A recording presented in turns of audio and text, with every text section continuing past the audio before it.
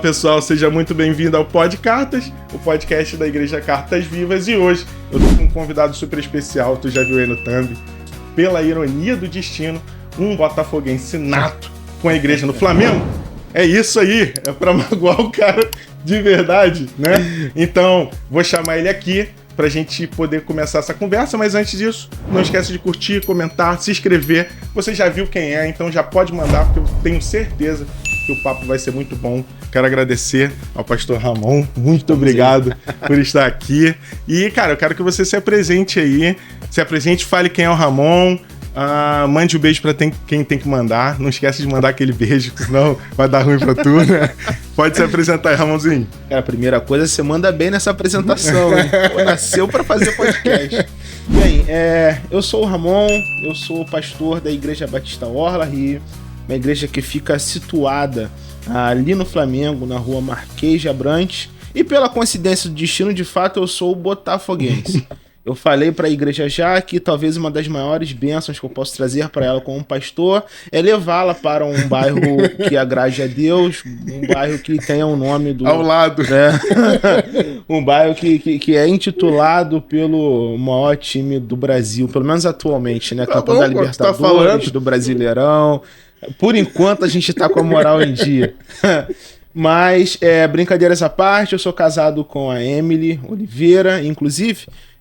nós estamos gravando hoje no Dia Internacional da Mulher. É isso aí. Então eu quero deixar aí um beijo para a mulher da minha vida. Eita! Que é a mulher aí que certamente tem aí mudado a minha vida de fato. Ganhamos um pontinho? Com certeza. Com certeza. Bem, para além disso, eu também sou professor.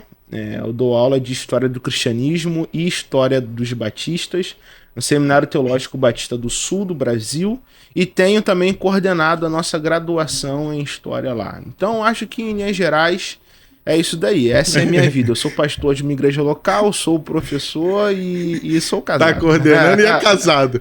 O trabalho aí mais pesado é casado. Certamente. Com certeza, com certeza.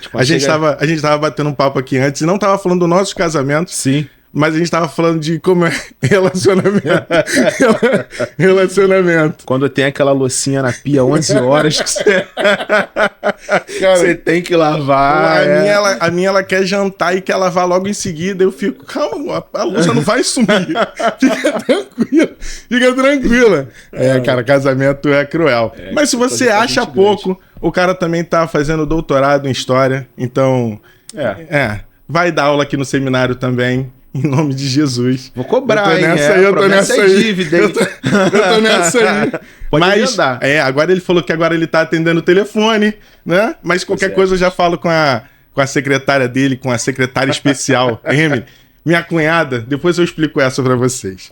Ramon, cara, é um grande prazer. Eu acho que a gente vai falar de um tema aqui hoje, história da igreja, a importância da história da igreja. E eu acho que a galera vai conseguir ter uma noção muito boa, né? Você é muito bom nisso e não é porque eu tô falando contigo aqui, já falei contigo fora isso. Eu realmente acho você muito bom no que você faz. Já tive estar presente você gravando um curso online, então vi você falando ali de maneira natural, tudo saindo. E cara, história, eu acho que eu já falei isso em um outro episódio que eu tava conversando também com a tia Izzy aqui, que é professora de letras. Sim. Eu gosto muito de história porque eu tive um professor chamado Benedito, que, cara, o cara era fera, assim. E aí ele não anotava, ele não tinha nada anotado, tava tudo na cabeça dele, ele dividia o quadro negro assim, escrevia. E aí quando a gente ia pegar os livros, cara, tava do mesmo jeito. O cara era absurdo, E vou te falar que eu vi tu dando aula lá, gravando lá. Tu tinha até a tua anotaçãozinha, mas tu não olhou pra anotação, cara. É meio assustador. Eu acho que todo mundo já teve um professor de história que fez isso com a nossa cabeça, né? Eu lembro que na época da escola eu tive uma professora chamada Angelissa. E na época eu estudava algo que, pelo menos na minha percepção, não tem nada a ver comigo, né? Eu fazia técnico em mecânica. O ensino médio junto ao técnico em mecânica. E aí a professora foi lá, deu uma aula, na segunda aula ela tirou toda a possibilidade da minha vida de ser engenheiro e rico. Entendeu? Então eu fiz essa opção aí por seguir a vida como historiador. Depois Deus me chamou pro ministério. Aham. Mas história e teologia, né? Sim, Quando sim. a gente não prega a teologia da prosperidade, a gente sabe que provações a gente enfrenta nesse mundo. Então, a gente tá aí. É verdade. Mas antes da gente falar de história da igreja, a galera precisa conhecer quem é o Ramon. Então, quando tu era só um Ramonzinho, cara, lá um garotinho, como é que era isso? Você já era de família cristã? Tu já veio de família cristã, se converteu depois? Conta um pouquinho dessa aí, como é que você começou na igreja, se você já tinha interesse por estudar na igreja, gostava de escola bíblica, fala aí, até a gente chegar você na escola e como é que tu começa a ter um interesse específico por história. Tá né? bom. Porque tu queria ser engenheiro rico. É. Não deu, virou historiador. Conta aí pra gente como é que é esse início, cara. Vamos lá. Eu nasci e cresci em Seropédica. Para quem não conhece, é um lugar tão distante ali da Baixada Fluminense. A minha família é de lá, os meus avós são de lá, porque os meus avós participaram da construção lá da Universidade Federal do Rio de Janeiro, né? Então, eu cresci lá e meus pais se converteram enquanto ainda eram noivos, né? Então, eles se casaram e em seguida eu nasci, então eu já nasci num lar cristão, né? Sim. Eu lembro que quando eu estava me preparando para o meu concílio, ordenação pastoral, um pastor perguntou para mim acerca da minha conversão. Eu lembro que eu falei para ele, olha, pastor fulano, não vou citar o nome dos amigos. Na época eu tinha 26 anos, 27 anos, não sei o certo agora. Mas eu falei para ele assim, olha, eu acredito que eu tenho uns 26 anos como batista e uns 15 anos como crente. Aí ele riu, porque de fato, assim, eu nasci num lar evangélico, meu pai sempre muito atuante na área do louvor e também dando aula de escola bíblica dominical. A minha mãe, né, trabalhando em áreas como prestação de contas da igreja e também na escola bíblica dominical. Legal. Então eu cresci nesse ambiente, né? Desde que eu me considero por gente, eu guardo essas imagens de não só ir pro culto, mas depois do culto ficar lá na igreja brincando, porque meu pai estava ensinando no Ministério de Louvor. Meio que dava aquela morada na igreja, né? Morava na igreja. Sim, exatamente. Ir pra igreja numa quinta-feira, porque minha mãe tinha uma reunião e tinha que ficar lá. Ou então, numa segunda-feira para fazer uma aula de bateria e tal. Acho que toda criança crente já fez uma aula de instrumento na igreja. Então, assim, isso de alguma maneira sempre foi comum, assim, pra minha vida, sabe? Isso de alguma maneira sempre aconteceu. Então, eu cresci nesse espaço. Meus pais muito envolvidos com escola bíblica dominical. Afinal de contas, os dois também são professores, né? Os dois são professores de português. E eu sempre fui um aluno dedicado de EBD, assim, eu gostava da escola bíblica dominical, né? Eu lembro que, eu não sei como é que é a escola bíblica de vocês aqui, mas eu lembro que na igreja que eu vim, e também na maioria das igrejas batistas, né? Existem classes divididas por idade, né? Classe de criança, né? Tipo fraldinha do futebol, né? Fraldinha e tal, aí classe de criança, junior, adolescente, jovem, aí depois o jovem que casou vira adulto e jovem depois chega nos 40, o pessoal também já chuta pros adultos. Mas aí classe dos adultos, né? Mas eu lembro que em cada faixa etária tinha uma revista. E aí nessa revista tinha assim um programa de leitura bíblica semanal, que era diário, né? Cada dia você tinha um texto para ler, e um textozinho explicativo. E aí assim, eu sempre fui um aluno de EBD de fazer aquela leitura como devocional, fazer marcação na revista e tal. Então, esse ano, eu achei algumas revistas minhas na época de criança, assim, na época de junior, e comecei a ler e eu falei, cara, que interessante, eu realmente era um aluno de EBD aplicado. Porque, assim, tudo marcadinho, sabe? Tudo lido, tudo marcadinho e tal. Então, de alguma maneira, eu fui essa criança igrejeira e também fui uma criança muito interessada por criança, junior, adolescente, muito interessada por conhecimento bíblico. Sim. Bem, mas ser um igrejeiro e ter conhecimento bíblico não implica em conversão. Claro, claro. Né? Então, assim, eu carrego isso no meu testemunho, porque mesmo crescendo na igreja, mesmo gostando muito de conhecimento bíblico que hoje a gente entende como teologia, né? Sim, sim. Eu lembro exatamente da ocasião, do momento em que eu de fato me converti, né? Eu lembro que quando eu tinha aproximadamente uns 16 para 17 anos, em um culto noturno da minha igreja, que eu era então juntamente com os meus pais, o pastor o pastor estava pregando, e aí durante a pregação ele fez um apelo específico para pessoas que de alguma maneira estavam na igreja, conheciam coisas da igreja, mas ainda não tinham relação com o pai da igreja. Sim. Né? E aí ele conta então a história de Samuel, um jovem que foi criado no templo, mas quando ao lado do sacerdote, mas quando escuta a voz do pai, ele que é o dono do templo, ele não reconhece. Entendeu? Então eu lembro que o pastor fez uma pregação acerca disso e eu me vi através da figura daquela pessoa, entendeu? Daquele personagem bíblico que conhece aonde estão os móveis, conhece quais são os lugares de sacrifício, Sim. conhece qual é a vestimenta, sabe esquadrinhar tudo. Mas na hora de ouvir a voz daquele que é o dono daquilo tudo, não sabe discernir, porque não tem relacionamento. Verdade.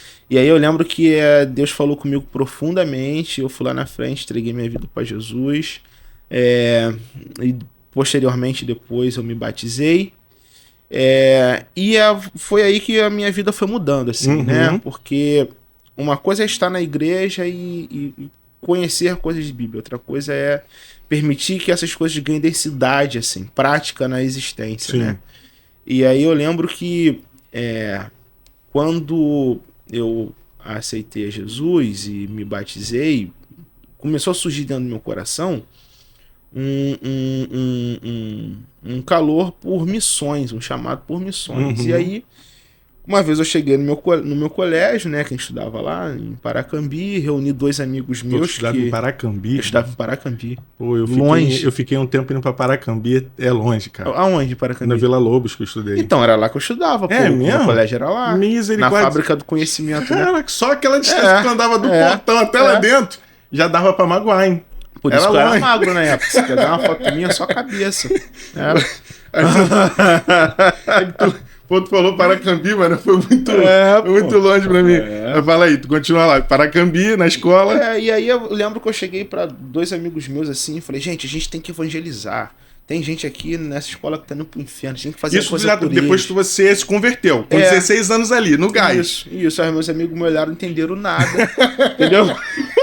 Os amigos precisam se converter primeiro. Pô, tipo os apóstolos quando escutam que Paulo se converteu e vai chegar lá. Não entenderam nada, falaram o que tá acontecendo e tal. Aí aí sempre aparece um Barnabé, né? Na vida. Graças a Deus. Aí 2 amigos meus falaram o seguinte: peraí, o que tá acontecendo e tal? Concordo com você, vamos fazer um movimento. E a gente começou a reunir algumas pessoas para cantar, ler Bíblia, conversar, de maneira bem intencional mesmo, né? Eu lembro que a gente falava a palavra Jesus só no final da palavra, Sim. entendeu? Nem sempre era música evangélica, às vezes era música secular, porque a ideia não era atrair a galera. Não era fazer culto. A ideia era atrair a galera para apresentar o plano de salvação, era evangelização, entendeu? E a gente começou a fazer esse movimento na escola e algumas pessoas começaram a se converter, o grupo começou a surgir e esse grupo existe até hoje, cara. Já saí muito legal, cara. Existe até hoje. E aí, o que aconteceu? Nesse movimento, eu comecei a ter muito amor pela pregação. E aí, pregação foi o que começou a movimentar o meu coração e tal. E eu lembro que tempo depois eu tomei eu aceitei o desafio de ser o líder uma organização muito antiga, não sei se você chegou a conhecer, dos Embaixadores do Rei. Pô, fui embaixador. Você foi embaixador? Então você é embaixador, uma vez embaixador, sempre embaixador. Aí eu lembro que um pouco depois, aí com os meus 18, 19 anos, eu comecei a liderar os Embaixadores do Rei da minha igreja, e aí comecei a achar muito interessante o discipulado, a vida na vida e tudo mais. E nesse espaço de experiências, eu compreendi que Deus estava me chamando para o ministério pastoral. Aí eu fui falar com os meus pais que... Isso tu já tá ali com seus 20, 19 para 20 que tu falou? É isso aí, 19 anos, por aí. Tá, com 19 anos, 18, 19, tu entende que tu tem um chamado pastoral. Isso. E aí eu fui falar com os meus pais, falei, pais, olha, mãe, pai, vocês me criaram na igreja, me criaram no evangelho, me ensinaram tudo isso aí. Não reclama não, que a culpa é de vocês. E aí eu falei, olha, Deus tá me chamando pro ministério e eu quero ser pastor. Eu tava saindo do ensino médio. Aí meu pai e minha mãe olharam e falaram o seguinte: não, calma aí, vamos ver isso direito e tal. Os pais enfiados na igreja. Todo dia, semana toda. Aí o filho fala: eu quero ser pastor, eu tenho chamado. Calma aí. Você tá muito nervoso. Mas é normal, né? Da natureza, por exemplo, você agora acabou de ser pai, né? Imagina daqui a 18 aninhos, a sua filha vai chegar e falar pra você assim: pô, você é missionária lá no Iraque. Entendeu? Você pra quebrar na base, claro, né? Que é. Faz parte. Filha, tem certeza que é no Iraque, filha? Não é aqui no Meia, não? Aqui do lado. Do lado de casa, pô, tá aqui pertinho. E aí eu lembro que eu fui falar com eles e aí eles falaram o seguinte: não, filho, ó, eu não vou querer brigar nem contestar o que Deus está falando contigo, mas vamos te dar a bênção mediante a uma coisa: vai fazer uma faculdade antes. Não vai, sai do ensino médio e vai direto pro ministério, quer ser artista? Faz uma faculdade de direito. Exatamente. Vai vender miçanga, então faz antes. Faz uma faculdade primeiro, beleza. Então teus pais já te deram essa chamada meus pais ali. Passaram a planta e tal, aí eu, que curso eu vou fazer? Aí eu falei, meu histórico. Tu já tava pensando em teologia, horroroso. Né? Sim. Tu já tava pensando em teologia. Sim. Aí eu fui ver meu histórico. Matemático era ruim, física era horrendo. Química, uma negação. E português? Enfim. Português era bom, não era ruim, não. Mas não pra estudar português. Sim, mas essa área técnica e essa área de exatas era impossível agradar o coração de Deus, não tinha como, cara. E aí eu falei assim, quer saber? Eu vou fazer história. Tive uma professora legal, gostei do assunto. Sim. E aí, qual era a minha cabeça na época? Sem experiência, de fato, um pensamento certo, né? E talvez tenha a ver com isso que a gente vai falar hoje aqui. Eu falei, eu vou fazer história porque talvez muita coisa que eu vou aprender em história vai poder me ajudar no ministério e na teologia depois. Então é a história que eu vou fazer. E eu tomei a decisão por fazer história. Então, você tipo assim, ninguém te direcionou nisso assim, tô falando fisicamente. Tipo, teu pai e tua mãe não acabam falando, cara, então tu vai fazer, por que tu não faz história? Não, Sim. Pra você foi uma coisa intuitiva, né? Eu tive um direcionamento, sim. Quando eu era adolescente, assim, a gente sabe que na igreja brasileira existem alguns modismos, né? Sim. Hoje tem muita gente envolvida com calvinismo, no passado muita gente jovem envolvida com teologia de missão integral. Sim. E enfim, isso aí é meio... Quase uma moda, né? A moda do momento ali, exatamente. o que tá rolando no momento. E eu lembro que eu tava num desses congressos meio que da moda, da crista da onda lá dos anos de 2012... 2013, e aí eu conversei com um pastor, e esse pastor, ele disse o seguinte, vai fazer filosofia. Tá. E aí, assim, isso ficou na minha cabeça, só que entre filosofia e história, eu gostava mais de história, como ainda gosto mais de história. Pô, filosofia também rolaria, né? Sim, mas, por exemplo, o Jade, nosso amigo em comum, toda vez que a gente tá conversando, ele fala alguma coisa de filosofia, eu falo, irmão, cá pra nós, assim... Cara, eu me sinto muito burro perto do Jade, cara. Não, cara, mas eu falo pra ele assim, cara, cá pra nós aqui, vamos conversar de coisa assim que realmente, sabe, explodiram uma bomba lá, isso afetou nisso e naquilo e tal.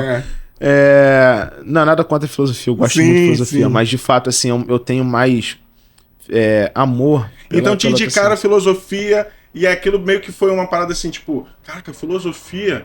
Pô, então eu posso juntar uma coisa com a outra. Pô, mas eu gosto mais de história. Isso, foi exatamente então, isso. Você acabou fazendo esse link por causa da indicação da filosofia. Isso, exatamente. Legal. E aí eu fui fazer história... Calma aí, teu pai e tua mãe toparam, de boa. História? É. Toparam. Porque eles são professores, falaram, ficaram meu Deus, muito felizes. Meu filho é professor, vai sofrer junto com a gente. É isso aí, exatamente. Tá vai andar sujo de X, vai ter um Celta, foi assim. Tá beleza. Aí tu foi fazer história. Aí eu fui fazer história. E aí, quando eu chego na rural, né? Eu já tinha isso na minha cabeça. Então, eu sempre tive o desejo de fazer algo que estivesse tangenciando Cara, com a tu foi teologia. até intencional, né? Foi intencional. Desde o início. Meu pai e minha mãe querem que eu faça uma faculdade, eu vou fazer. Mas eu já vou fazer algo que já pode me direcionar pro que eu entendo que é o meu chamado. Sim, cara, sim. que legal. Na verdade, entre os batistas na época, existia um movimento de se conversar muito acerca de vocação. E esse movimento, de alguma maneira, ele era liderado por um congresso chamado Sim, Todos Somos Vocacionados. E aí, o que esse congresso, que era itinerante, passava por vários pontos do Brasil, o que ele dizia? Ele dizia o seguinte, que o tempo do missionário profissional acabou. Esse missionário que levantou alguém aí da tua igreja, você pega esse cara, você manda esse cara pra Angola, a igreja levanta um recurso pra ele, pra sustentar. E o que ele vai fazer lá? Sim. Vai tocar um violão e reunir as crianças. O tempo desse tipo de missionário foi. Claro. Em outras palavras, eu não estou dizendo que se Deus te chamar para isso, não é para você fazer isso, mas que existe uma nova tendência hoje no campo. Que nova tendência é essa? É a do profissional missionário. O bivocacionado. Né? Exatamente. O que o cara é? O cara é um professor. E aí ele vai lá pro campo, ele se coloca como um professor, e como professor, ele tá pregando o evangelho, ele tá servindo a comunidade e tudo mais. Inclusive, isso tem, de alguma maneira, apresentado muitas possibilidades para que a igreja entre em lugares não alcançados, né? Então, por exemplo, tem um alto executivo de banco se converteu, entendeu? Você pega um país fechado, né, pro cristianismo, se você for para lá como um missionário, que vai reunir as crianças e tocar violão, tu não entra, pô. Claro. Mas se você entra como um alto executivo de banco, como um cara que mexe com petróleo, como um cara que mexe com o mercado, de modo geral, as portas vão se abrir. E ali, na tua profissão, no teu lugar, nisso que você está fazendo, você tem a possibilidade de ser um sinal histórico do reino de Deus. A gente conversou aqui com um casal de missionários que a menina, ela não entendia, ela fez faculdade de dança e tal, então ela foi pra Índia, ela e o marido. Ela como professora de dança e ele como designer gráfico. Eles não foram como missionários. Sim. Então lá eles estavam exercendo sua profissão. Ela dava aula em escola de dança e ele trabalhava como designer gráfico, cara. Mas a intenção não era isso. A intenção era fazer missões. Então eles estavam... Se eles só entram como missionário, eles não entravam na Índia. Sim. Né? Então isso que tu tá falando é muito legal, porque tem gente que acha... Até dentro da história tem aquela questão de tipo assim, vamos se tornar... Vamos pro sacro, vamos pro sagrado, e a gente deixa as coisas mundanas de fora. Deixa os mundanos fazerem as coisas do mundo, e a gente só faz aqui, se fecha, e acha que vai abrindo mão de tudo, né? Exatamente. Vai abrindo mão de tudo. Exatamente. E aí o que tu tá falando é diferente. A gente atinge a sociedade, e a gente usa isso como missões também. Porque presta atenção, assim, falando um pouquinho de Bíblia, assim, né? No Sermão do Monte, Jesus, ele de alguma maneira vai comparar o agir dos seus discípulos no mundo à figura da luz e a figura do sal. Né? E aí, assim, vamos prestar atenção no que está falando, né? Nós somos como o sal da terra, nós somos como a luz do mundo, né? Então, pense só num sentido. O que Jesus está falando aqui é que o nosso modo de ser no mundo como seus discípulos deve ser um modo de ser no qual a gente tem uma influência intencional, né? O sal afeta a terra. Sim. E aí, assim, os exegetas podem falar, não, o sal é utilizado como um conservante, o sal é utilizado como um fertilizante para a terra. Sim. O sal era, independentemente do que for, fato é que quando o sal tem contato com a terra, reações químicas acontecem. Uma diferença se dá. Né? A luz, quando ela entra em contato com a escuridão, uma diferença também acontece. Ela afeta, entendeu? Então, o que Jesus está comparando nossa missão como aqueles que, quando entram em contato com o mundo, eles afetam, eles influenciam, né? Qual é a única forma do sal perder a tua missão, a sua própria missão primordial, e a luz perder também a sua razão de ser? É quando ela deixa de entrar em contato com a escuridão e o sal deixa de entrar em contato com a terra. Então, assim, é no afastamento que eles perdem a razão de ser, o sentido último da missão, né? Então, assim, Jesus está falando isso. Sabe, pra gente hoje, assim, o que eu quero de vocês como os meus discípulos é que vocês tenham um outro modo de ser, vocês tenham intencionalidade por onde quer que vocês passem para sinalizar o meu reino, né? Então, assim, desde quando eu entrei pra faculdade, eu entrei pra faculdade com essa perspectiva, né? Legal. Não, eu quero me formar como um historiador. E como historiador, eu quero ser um sinal histórico no reino de Deus para as pessoas que estarão ao meu redor. Na época, a minha cabeça era o seguinte: eu vou evangelizar essa rapaziada da faculdade toda. Vou converter a rural inteira. Toda, entendeu? A minha cabeça era essa. Eu não imaginava que Deus iria ter um chamado para mim para docência posteriormente, né? Preparação de pastores, de missionários, usando a história, pensando a história da igreja, né? Claro. Que legal. Aí tu foi lá, começou a tua faculdade de história, realmente tu gostou, porque tu não parou de estudar história. Sim, porque é maneiro. Se tiver gente de história aí, sabe do que eu tô falando. É um negócio maneiro. Tu começou e não parou. Tá estudando até hoje aí, história. Quando eu entrei na graduação, eu tinha na minha cabeça o seguinte: eu vou estudar a figura do Jesus histórico. E aí, muito Tu teve algum empecilho na faculdade? Tive sim. Jesus histórico? Que papo é esse? Eu tive sim, pô. Teve um episódio, eu não vou citar o nome da professora, mas eu tive uma professora judia que dava aula de história do história antiga. E aí eu lembro que ela fez um mapa, assim, né, de temas pra gente se reunir por grupos e então apresentar. E aí ela colocou lá no mapa, né, o tema era política romana, cultura grega, não sei o que, e um dos temas era o Jesus histórico. Aí... ela deu o tema? Ela deu temas pra gente escolher. Aí, eu, né, como garoto, levantei a mão e falei: professora, novinho, né, entrando na faculdade, primeiro período. Cheio de gás. Primeiro ano da faculdade, cheio de gás. Professora, eu quero fazer o tema de Jesus histórico. Aí ela olhou assim, aí ficou me encarando assim. Por que, Ramon, você quer fazer assim? Não, porque eu sou evangélico, nasci e cresci na igreja, eu gosto muito de Jesus. Eu amo fazer Jesus. Sobre esse tema aí, eu amo Jesus. Igual a fitinha do Neymar, 100% Jesus. Falei, não, quero fazer sobre esse tema e tal. E aí, assim, ela... sem entender que vocês estão na faculdade, vocês têm que entender que estão no curso superior, isso aqui não é a igreja de vocês, e blá, blá, blá, blá. Falou. No final eu fiquei com o tema. Mas foram 40 minutos, assim, de sabão. Acho que essa foi uma das primeiras, talvez uma das mais significativas resistências e enfrentamentos que eu recebi. Bem,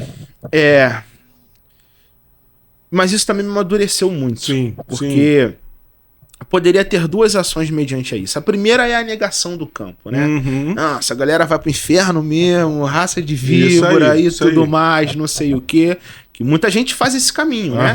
Chega numa universidade pública, ou então num outro espaço, onde existe uma criticidade maior com relação à fé, e aí ao ter contato com esse campo, a pessoa se fecha, porque de alguma maneira é mais fácil ficar nessa zona de conforto, né? Sim.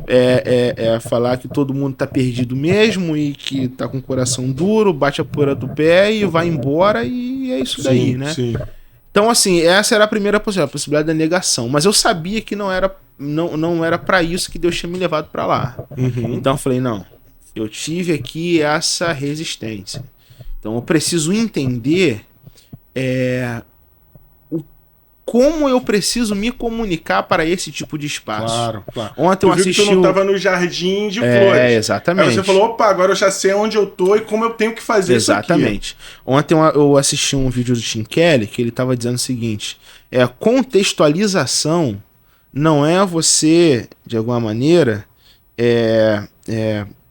transformar a mensagem, não é subverter a mensagem, é subverter a linguagem. Isso aí. Entendeu? Isso então, aí. assim, é você apresentar uma mensagem que é imutável ao longo da história em outras categorias, em outras formas, em outros condicionamentos, né?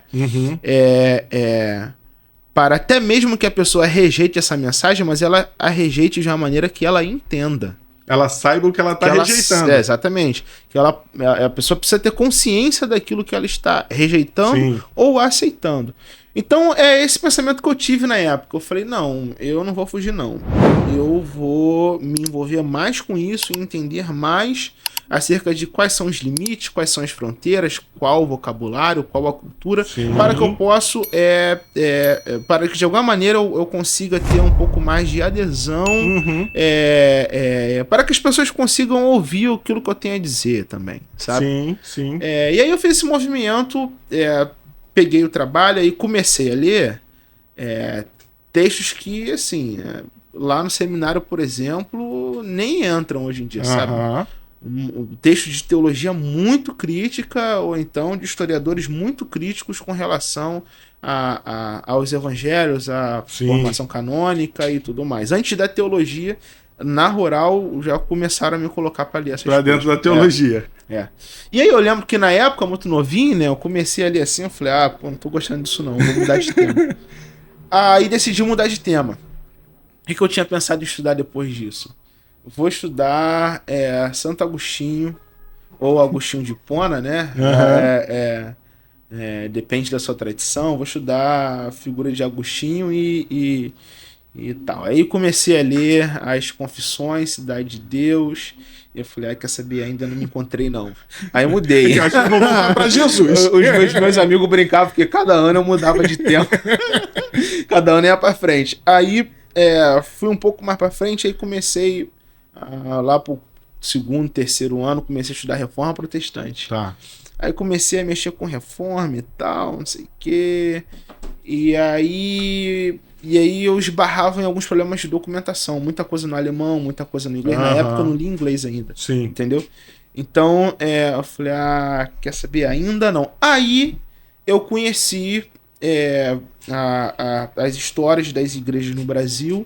Um campo muito pouco explorado, que ainda precisava muito de investigação. Eu falei, talvez aqui seja o meu lugar. A sociedade brasileira... Isso no quarto ano já, né? Porque tu tava um por ano. Isso aí, no finalzinho. Um por ano. Quarto ano. A sociedade brasileira não conhece as histórias das igrejas evangélicas no Brasil. Existe um conhecimento profundo acerca de que igrejas são essas, de onde elas vêm, o que elas pregam, como elas se comportam. Então, talvez parte da minha missão seja essa daqui. Falar para a sociedade e para o universo acadêmico como que as igrejas se organizaram ao longo da história e qual a sua mensagem ao longo da história, como que elas chegaram até aqui e como elas se comportam. Porque realmente as pessoas não conhecem. As pessoas tratam um anglicano, um batista e alguém da Universal como um crente. É isso aí. Só que, assim, o universo evangélico hoje, ele é um mosaico, assim, de muitas pluralidades, imenso, né? E aí eu entendi que a minha missão, uma das minhas missões primeiras era fazer com que esse universo conhecesse um pouco mais as histórias das igrejas. Também comecei a estudar, porque eu sei que as pessoas, de modo geral, das próprias igrejas desconhecem suas próprias histórias, né? Até eu, como historiador, desconheço algumas histórias. Claro. Eu lembro que eu tive uma experiência muito engraçada. Em agosto do ano passado, eu fui convidado para falar num evento que aconteceu na Universidade de Oxford. Que chamou para si, né, historiadores da igreja. E aí eu fui lá, como representante desse eixo aqui da América Latina e tudo mais, apresentar minha pesquisa de mestrado. né? Eu estudei como que os missionários norte-americanos chegaram aqui e quais foram as tensões que eles enfrentaram com essa população. Esse foi o do mestrado. Do mestrado, Tá. Com essa população que estava aqui na cidade do Rio de Janeiro. Porque óbvio que ia dar conflito, né? Você tem um montão de missionário americano chegando aqui, sabe? Todo mundo quadradão, da cintura dura. E a galera aqui no Brasil, né? A Igreja Católica com um sambinha ali naquela região. Solto, né? Todo mundo soltinho, né? Óbvio que isso de alguma maneira vai dar problema. Sim. E aí eu estudei um pouco dessas tensões, né? E aí eu fui lá, e aí a gente foi levado para um acervo documental sobre história dos batistas. E aí eu conheci, eles falaram, isso aqui é o diário do pastor Shemon e tal, não sei o quê. Aí eu fui lá assim e falei, poxa, quem é esse cara? Eles falaram, esse pastor foi um pastor que começou uma revolução escrava na Jamaica, entendeu? Ele era um escravo e ele se converteu, e aí ele começou a pregar o evangelho para vários outros escravos. Essa igreja teve em torno de 500, 600 membros, e aí eles se organizaram pela igreja para fazer um movimento contra a escravidão inglesa. Sim. Isso desestruturou as políticas escravocratas na Inglaterra, influenciou profundamente o Haiti. Né? Aconteceu a Revolução Escrava no Haiti, e assim, no campo da história, a Revolução Escrava do Haiti é importantíssima, porque esse movimento de libertação de escravos no Haiti é tão forte, tão simbólico, que ele começa a influenciar vários outros movimentos de libertação de escravos no decorrer da América inteira. Tanto é que no Brasil, no período paralelo, né,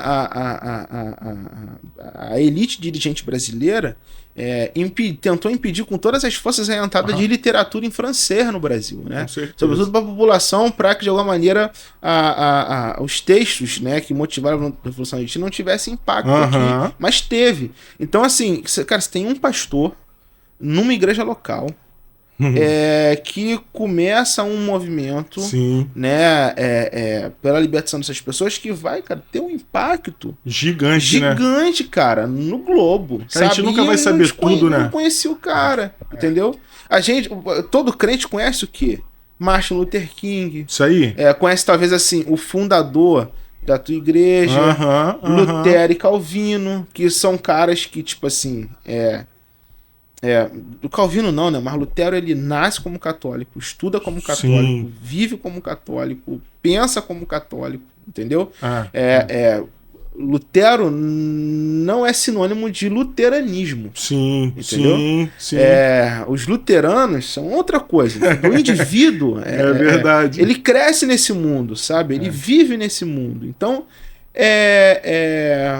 quem os evangélicos no Brasil hoje tem como referência? A gente tem pouquíssimas referências, quase ninguém. Verdade. Entendeu? Os presbiterianos tem o Simonton, que foi o cara que chega aqui e aí tem lá um seminário com o nome dele. Os batistas tem os Begbys, os congregacionais tem o Cali, entendeu? E o Lutero, Calvino. Aí vai lá na patrística, né? Porque a gente de alguma maneira entende a Idade Média como um período de trevas, escuridão, recrudescimento, como na verdade isso é inverdade, né? Porque as próprias universidades surgiram no período medieval. Com certeza. Né? E no medieval a gente tem muita coisa boa. Essa percepção de que a Idade Média foi uma idade de recrudescimento, de ignorância, isso é um problema do Renascimento, né? Eles que de alguma maneira vão pintar, os renascentistas e iluministas, eles que vão pintar esse período. Esse lado ruim. Eles que vão contar essa história do jeito deles, né? Eles que vão dizer que nesse período de 1000 anos existiu uma profunda trevas, domínio da igreja. Esses exageros existiram? Existiram, mas é um momento de que ideias estão fervilhando também, sabe? Muita coisa boa nasce. Sobretudo as universidades, que são os símbolos daquilo que se pensa hoje, né? Daquilo que se produz. Então a gente tem isso aí como referência. Algumas contemporâneas, os fundadores da denominação, os reformadores, e a gente pula a Idade Média e vai lá pra patrística, né? Tertuliano, Agostinho. É muito pouca gente, né? Exatamente. E se você for olhar, o campo é muito maior, muito mais gente, mas não tem. E se Lutero tivesse conseguido o que ele queria, ele continuaria católico. Sim. Não é? Com certeza. Ele teria consertados os erros que ele achou na Igreja Católica, continuaria católico. Sim. Então a galera esquece disso. A galera acha assim, não, é que ele quis sair da Igreja Católica, e quis mudar e falou, vamos montar outra coisa. Não era essa a ideia de Lutero, sim. né? Mas, cara, olha, quando você começou a falar assim, já começou a abrir, e aí eu acho que já entra bastante no nosso tema, e já entrou no nosso tema, qual é a importância dos cristãos estudarem a história da igreja? Porque, olha, eu acho que você já deu meio que uma resposta aí, mas agora deixá-la mais clara. Qual é essa importância, Ramon? Olha, eu vejo o seguinte, a história é um campo fundamental, sabe, para a vida da igreja, né? Existem pelo menos 4 áreas na formação de todo pastor, de todo missionário, e que também eu acho que deveria ser a formação de todo crente. Eu acho que todo crente deveria fazer um seminário. Eu acho. Entendeu? Eu acho. Cara, e isso é diferente de você se tornar um teólogo. Sim. Porque assim como você é um historiador, você só é historiador quando você está estudando e trabalhando com a história. Senão você só fez um curso de história. Sim, sim. Né? Assim como um teólogo, ele é um teólogo quando ele está fazendo teologia, praticando teologia. Mas a necessidade de você fazer um seminário, eu acho que todo mundo podia fazer um seminário. Não, também acho. Né? Eu também acho. Inclusive, eu quero fazer a propaganda aqui. Se você tem o desejo de fazer teologia, seja um curso livre, uma graduação, uma pós-graduação, nos procure lá no Seminário do Sul. A gente certamente aí tem uma formação que pode abençoar a sua vida. Se você quiser visitar lá, você me procure, tá bom? Pra já ganhar a moral com o chefe. Já manda, né? Exatamente. Já manda pro homem e fala, olha, lembra de mim aí, olha aí. Eu vou pedir um desconto lá. Você vai botar Cara, lá, hashtag podcast Cartas Vivas, você vai ganhar 30% de desconto na mensalidade. Ah, que beleza. Cara, a gente aqui na igreja, a gente acha isso tão importante que a gente tem um seminário básico aqui. Não é um seminário de 4 anos, é básico mesmo, pra gente dar uma noção, né? Então a gente trabalha a parte teológica, a parte de liderança. E já tem pessoas que saíram, que fizeram aqui com a gente, porque a gente acha que todo mundo precisa estudar. Sim. Então, se você não quer fazer 4 anos, a nossa Sim. igreja produz isso. E a gente já tem alunos lá, cara, no seminário. Eu sei. A gente tem alunos lá no seminário. Que fizeram aqui e, tipo, caraca, gostei. Tem gente que fez e falou, aprendi, tem uma base, ótimo. Tem gente que falou, cara, eu quero ir mais. Eu não quero ficar só nisso. E com certeza tu vai ter um aluno lá de história que ele... Aí, o Renato, o Kennedy. Todo mundo aqui riu. Eu não sei se você falou o nome. É porque vocês não estão conseguindo ver, gente, mas todo mundo aqui riu quando esse nome foi citado. Mas assim, o Kennedy, eu sou apaixonado por ele porque ele é um cara extremamente interessado. Extremamente interessado. Gosta de fazer pergunta. Meu irmão, ele gosta muito, muito. E ele cria teorias assim que você nunca pensou, que faz você pensar. Tipo, pô, tô dando aula pro cara e ele me pergunta umas paradas que eu falo, calma aí, Kennedy, deixa eu dar uma pensada nisso, deixa eu dar uma lida e vamos discutir. Ele, acho que ele já falou contigo, se ele não falou, ele vai continuar falando e você vai conhecer o Kennedy. Tá. E ele tá lá no curso de história. Kennedy, você que está vendo isso agora, eu vou te discipular. Eles estão falando isso em amor. O cara pode falar com ele aí que ele resolve. Então, assim, a gente tem alunos aqui que estão saindo e estão se interessando para mais. É super importante. Então, continua nessa tua ideia de todo mundo fazer uma teologia e estudar. Todo mundo tem que fazer teologia, todo mundo tem que estudar. E se eu pudesse dizer o seguinte, quais são os eixos básicos da teologia? Eu diria para você, primeiro, teologia prática. Teologia do Novo Testamento. Sim. Teologia do Antigo Testamento, que é a teologia bíblica, né? Sim. Teologia sistemática e história da igreja. História da igreja. História da igreja é um pilar fundamental. Sim. Porque quando a gente estuda a história da igreja, a gente estuda como que os nossos dogmas, como que as nossas verdades fundamentais, elas foram se desenvolvendo ao longo do tempo, né? Porque assim, a revelação, ela cai do céu, né? A gente tem um texto bíblico que é inspirado por Deus e é ali que Deus se entrega, né? Deus é ali que Deus ele fala de si mesmo, ele dá de si mesmo, né? Deus se revela nas escrituras. Agora, a teologia não é assim, a teologia não cai escrita do céu, entendeu? Não cai, Deus não escreveu lá, não usou a mão do Millard Erickson para jogar a teologia do céu, entendeu? Isso não acontece. A gente que escreve acerca da revelação e a sua interseção com a vida e as questões humanas. Então, assim, a teologia não é dada, a teologia ela é construída. Sim, sim. E por ser construída, obviamente que vão existir divergências ao longo da história da igreja, né? Claro. Por exemplo, amanhã eu estarei pregando um sermão, estamos fazendo uma série de atos lá na igreja, e aí eu vou pregar acerca de Atos 2, momento em que, depois, né, da descida do Espírito, Pedro se levanta diante da comunidade e prega um sermão onde muitas almas vão se converter a Jesus, mas no decorrer desse sermão ele tem uma declaração cristológica muito bonita, afirmando Jesus como o Messias, esperado da casa de Davi, e também como o Senhor, como o Quírios, né? E é interessante como é que as declarações cristológicas mais bonitas, né, dos 12 de Jesus, Pedro sempre tá lá. Mas, assim, eu estarei pregando acerca disso. E aí, estudando acerca do sermão que eu preciso preparar, a gente, de alguma maneira, sempre prepara pensando nas nossas áreas de formação, né? Claro. Eu me lembrei do seguinte, quando a gente está diante daquele sermão de Pedro, a gente precisa levar em consideração que o que acontece 100, 200, 300 anos depois da pregação desse sermão não é um consenso acerca de quem é a pessoa de Jesus, né? É verdade. Porque assim, aquele sermão carrega em si uma declaração cristológica muito bonita. Sim. Mas o debate cristológico, né, até a gente chegar nos primeiros credos, por exemplo, o Concílio de Nicéia, um dos primeiros concílios ecumênicos da igreja, é um concílio que discute profundamente quem é Jesus, né? Então, assim, você tem ebionistas que pensam uma coisa, você tem gnósticos que pensam outra coisa, você tem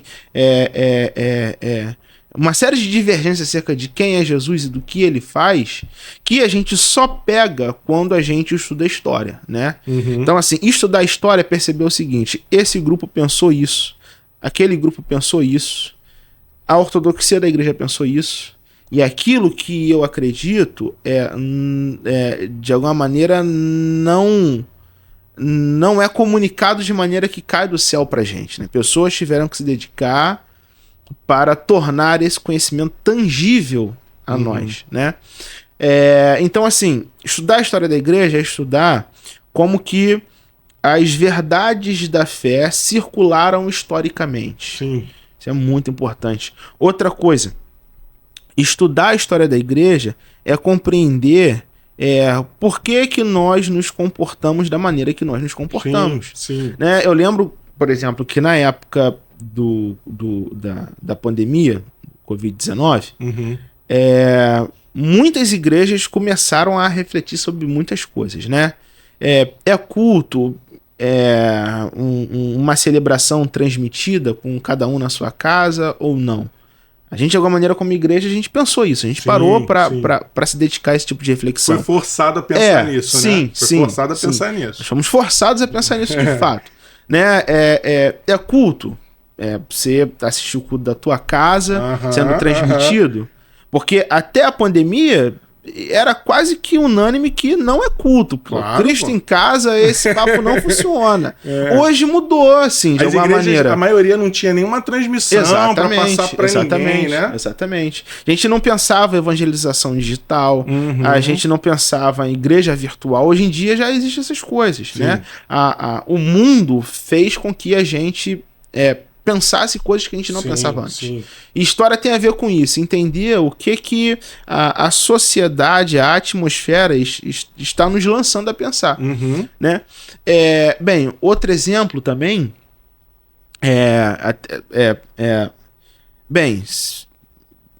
na hora de celebrar a ceia, entendeu? Se cada um tiver no celular celebrando a ceia, isso é ceia ou não é ceia porque não foi dentro do templo? A gente pensou nisso. Até alguns exageros, né? Coisa que, por exemplo, ainda me choca, assim, né? O pastor que tava fazendo um batinho por transmissão. Poxa, eu ia te falar isso agora. Entendeu? Tipo assim, se o cara tá no batistério, joga água, a pessoa joga água na cabeça de casa. A galera tava com um baldinho, né? E tipo no banheiro e tacando água ali. Como um bom batista tinha que ligar a banheira, né? Tem que afogar a pessoa. Mas assim... Copinho d'água, né? Não rola, né?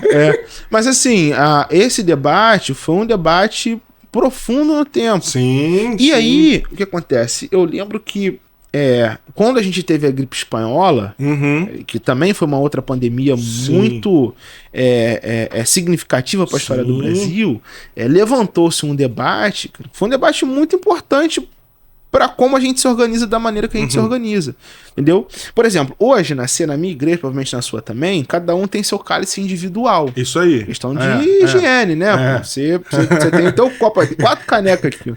Então, assim, você tem um material, eu tenho outro de uso individual. Hoje tá todo mundo separadinho, bonitinho, né? Mas até a gripe espanhola não era assim. Você tinha um cálice que era de uso comunitário. Todo mundo usava aquele babinha ali, passava de boca em boca. Isso todo aí. mundo usava isso. É verdade, E quando começaram a se pensar a substituição do cálice comunitário para os cálices individuais, cara, isso sacudiu a igreja, isso dividiu a igreja. Imagina. Todo mundo começou a discutir, brigar com relação a esse negócio aí.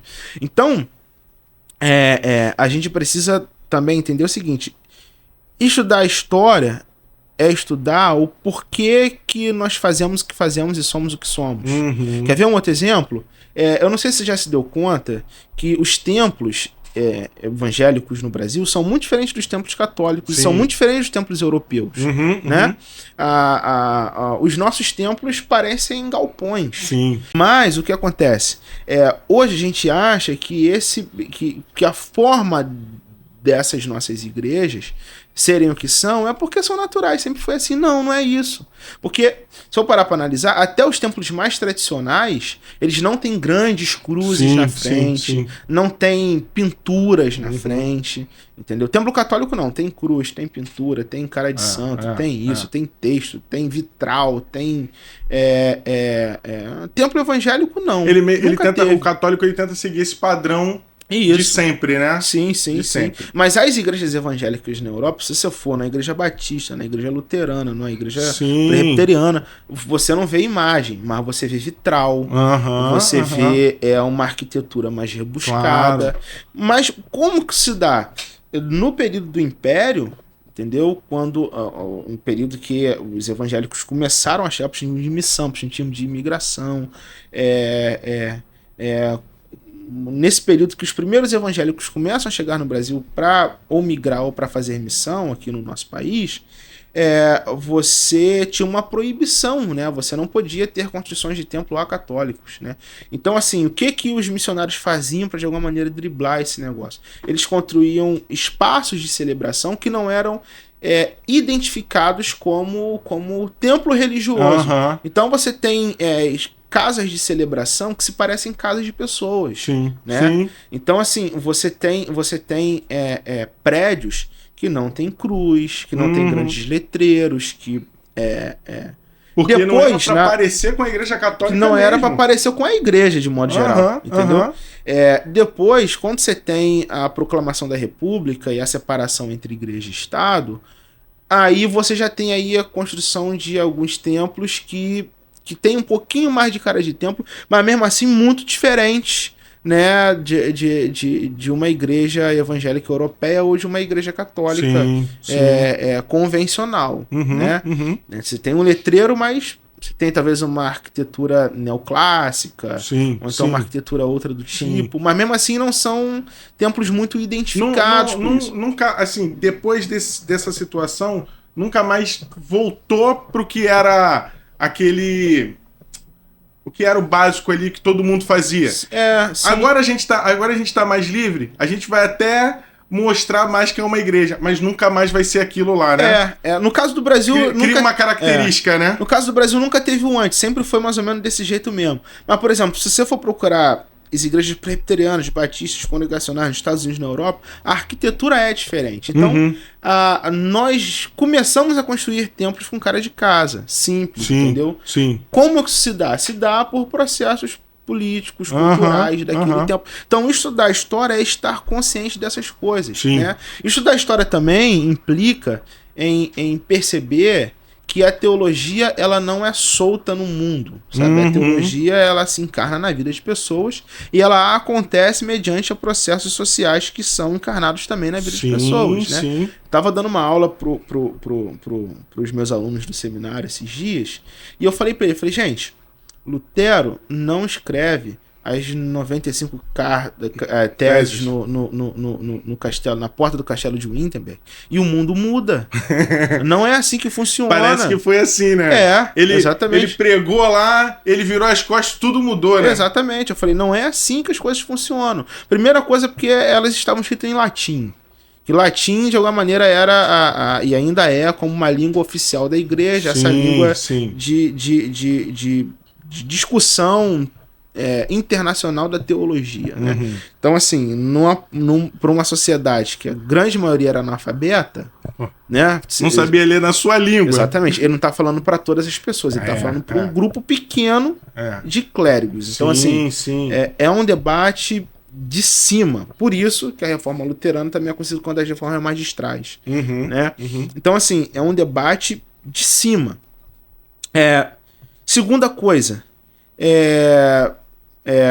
Lutero teve apoio de príncipes e apoio de pessoas que eram interessadas nessa contestação à igreja hegemônica. Claro. Eu falei, gente, vocês nunca pararam para pensar o porquê ele não toma uma facada?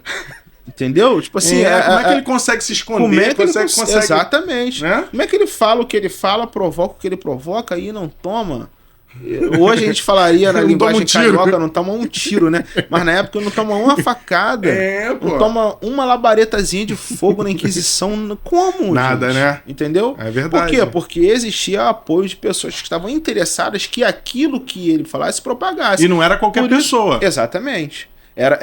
Estamos falando de elites burguesas na Europa, estamos falando de classes monárquicas da Europa, de príncipes, e também de outra coisa que acontece que é fundamental para a reforma. Né? Por que é Lutero que explode? Ganha muitos seguidores no Instagram e não os outros. Até hoje, quando a gente fala de Roma, a gente pensa em Lutero.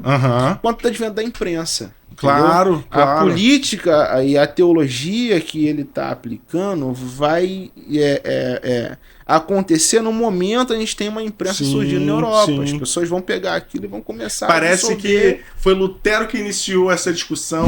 Foi só Lutero que viu esses problemas. E quando você vai estudar, tu vai ver que 100 anos, 200 anos antes, já tinha gente discutindo alguns detalhes. Ele pode ter aprimorado a coisa, pode ter juntou tudo numa coisa só, mas esse advento da impressão faz a diferença, né? Claro. Ele tá no momento certo, na hora certa e a coisa explodir, né? Exatamente. Ele é o cara certo, na hora certa, falando a coisa certa, para mudar a história do mundo. Então você, seminarista, preste atenção nisso. Então esse advento de Lutero, dele explodir, tem toda essa questão desse movimento. Mas assim, tem outros marcos, assim, além do que você falou, que você acha importante. Claro, todos são importantes como história. Mas tem outros marcos que você vê assim, cara, isso aqui seria muito interessante das pessoas conhecerem, que você, como você falou, desse pastor local, que você não tinha o conhecimento, e eu acho que a gente nunca vai ter tudo, né, Ramon? Sempre vai estar aprendendo coisas. Coisas assim, como você disse no seu mestrado, sobre a igreja evangélica. Quais são os marcos assim que teve da igreja evangélica que você acha que seria muito legal as pessoas conhecerem e as pessoas não é que não têm interesse, elas não fazem a mínima ideia que aconteceram?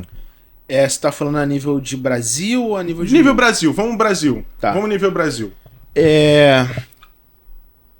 Então, a nível Brasil, eu acho que estudar a história da igreja a nível Brasil permite a gente repensar coisas que a gente faz de maneira mais imediata. Né? Porque às vezes a gente fala de reforma, não precisamos pregar só a escritura. ainda é algo um pouco mais subjetivo, entendeu? Porque tecnicamente todo mundo tá querendo pregar a Bíblia. Não sei se é um vacilão. Pelo menos a teoria entendeu? tem que ser isso que eu isso, te né? falar, né? Sabe? É. Mas eu acho que o estudo de história mais recente nos permite visualizar coisas que a gente erra e que a gente não percebe. Sim. Entendeu? Então, por exemplo, vamos lá. A primeira experiência de chegada de protestantes em massa no Brasil se dá no início do século XIX, né, com um grupo que a gente conheceu como um grupo de protestantes de imigração, luteranos, anglicanos, que chegam aqui. Por quê? Porque o Império estava abrindo, né, as suas portas para a chegada de um novo contingente de trabalhadores, uma vez que a abolição já estava sendo repensada, né? E você tem aí tentativas de industrialização do Brasil, e entendeu-se pelas classes dirigentes que o Brasil então precisava de um novo campesinato, precisava de um novo contingente de trabalhadores. E aí, você lembra do texto do Weber, Ética Protestante e o Espírito do Capitalismo, né? Que a tese do Weber de alguma maneira gira em torno de que os países que aderiram à reforma protestante avançaram no capitalismo e se enriqueceram mais. Os países que abraçaram o catolicismo, de alguma maneira, ficaram um pouco mais distantes nessa corrida, né? Então, assim, mais ou menos por esse ideal, as classes dirigentes do Brasil pensaram o seguinte: não, vamos trazer para cá ingleses, vamos trazer alemães, vamos trazer... nesse pensamento. Isso, vamos trazer estadunidenses, porque essas pessoas vêm de sociedade que se enriqueceram e se desenvolveram mais na indústria, na tecnologia e tudo mais. Só que essas pessoas têm religião. Qual é a religião dessas pessoas? É protestante. Então, assim, você tem a chegada de evangélicos dessas denominações aqui. Claro que antes disso, na época da colônia, vai ter aí a chegada dos huguenotes, né, dos calvinistas, né, que vão ocupar ali aquela área da França Antártica e Baía de Guanabara ali e tudo mais, mas não é uma presença expressiva assim, na história da igreja, né? Bem, então na primeira metade do século XIX você tem esse grupo, você tem esse movimento, né? Mais ou menos nos meados do século XIX, você vai ter aí dois fenômenos que são importantíssimos para a chegada de um outro grupo no Brasil, né? Você tem os avivamentos missionários que se dão nas denominações norte-americanas, né? Conferências missionárias que estão acontecendo em todos os Estados Unidos sobre a importância, né, das denominações pregarem o evangelho, né, para todo mundo, né? E aí, assim, você tem uma outra coisa que desconfigura muito a ordem do mundo, que é a guerra de secessão nos Estados Unidos, né? Vai ter a guerra das colônias do norte com as colônias do sul, a sociedade norte-americana vai se reorganizar, e muitas pessoas vão juntar aí o interesse de pregar o evangelho também com o interesse de procurar um novo lugar para se morar. Sim. Né?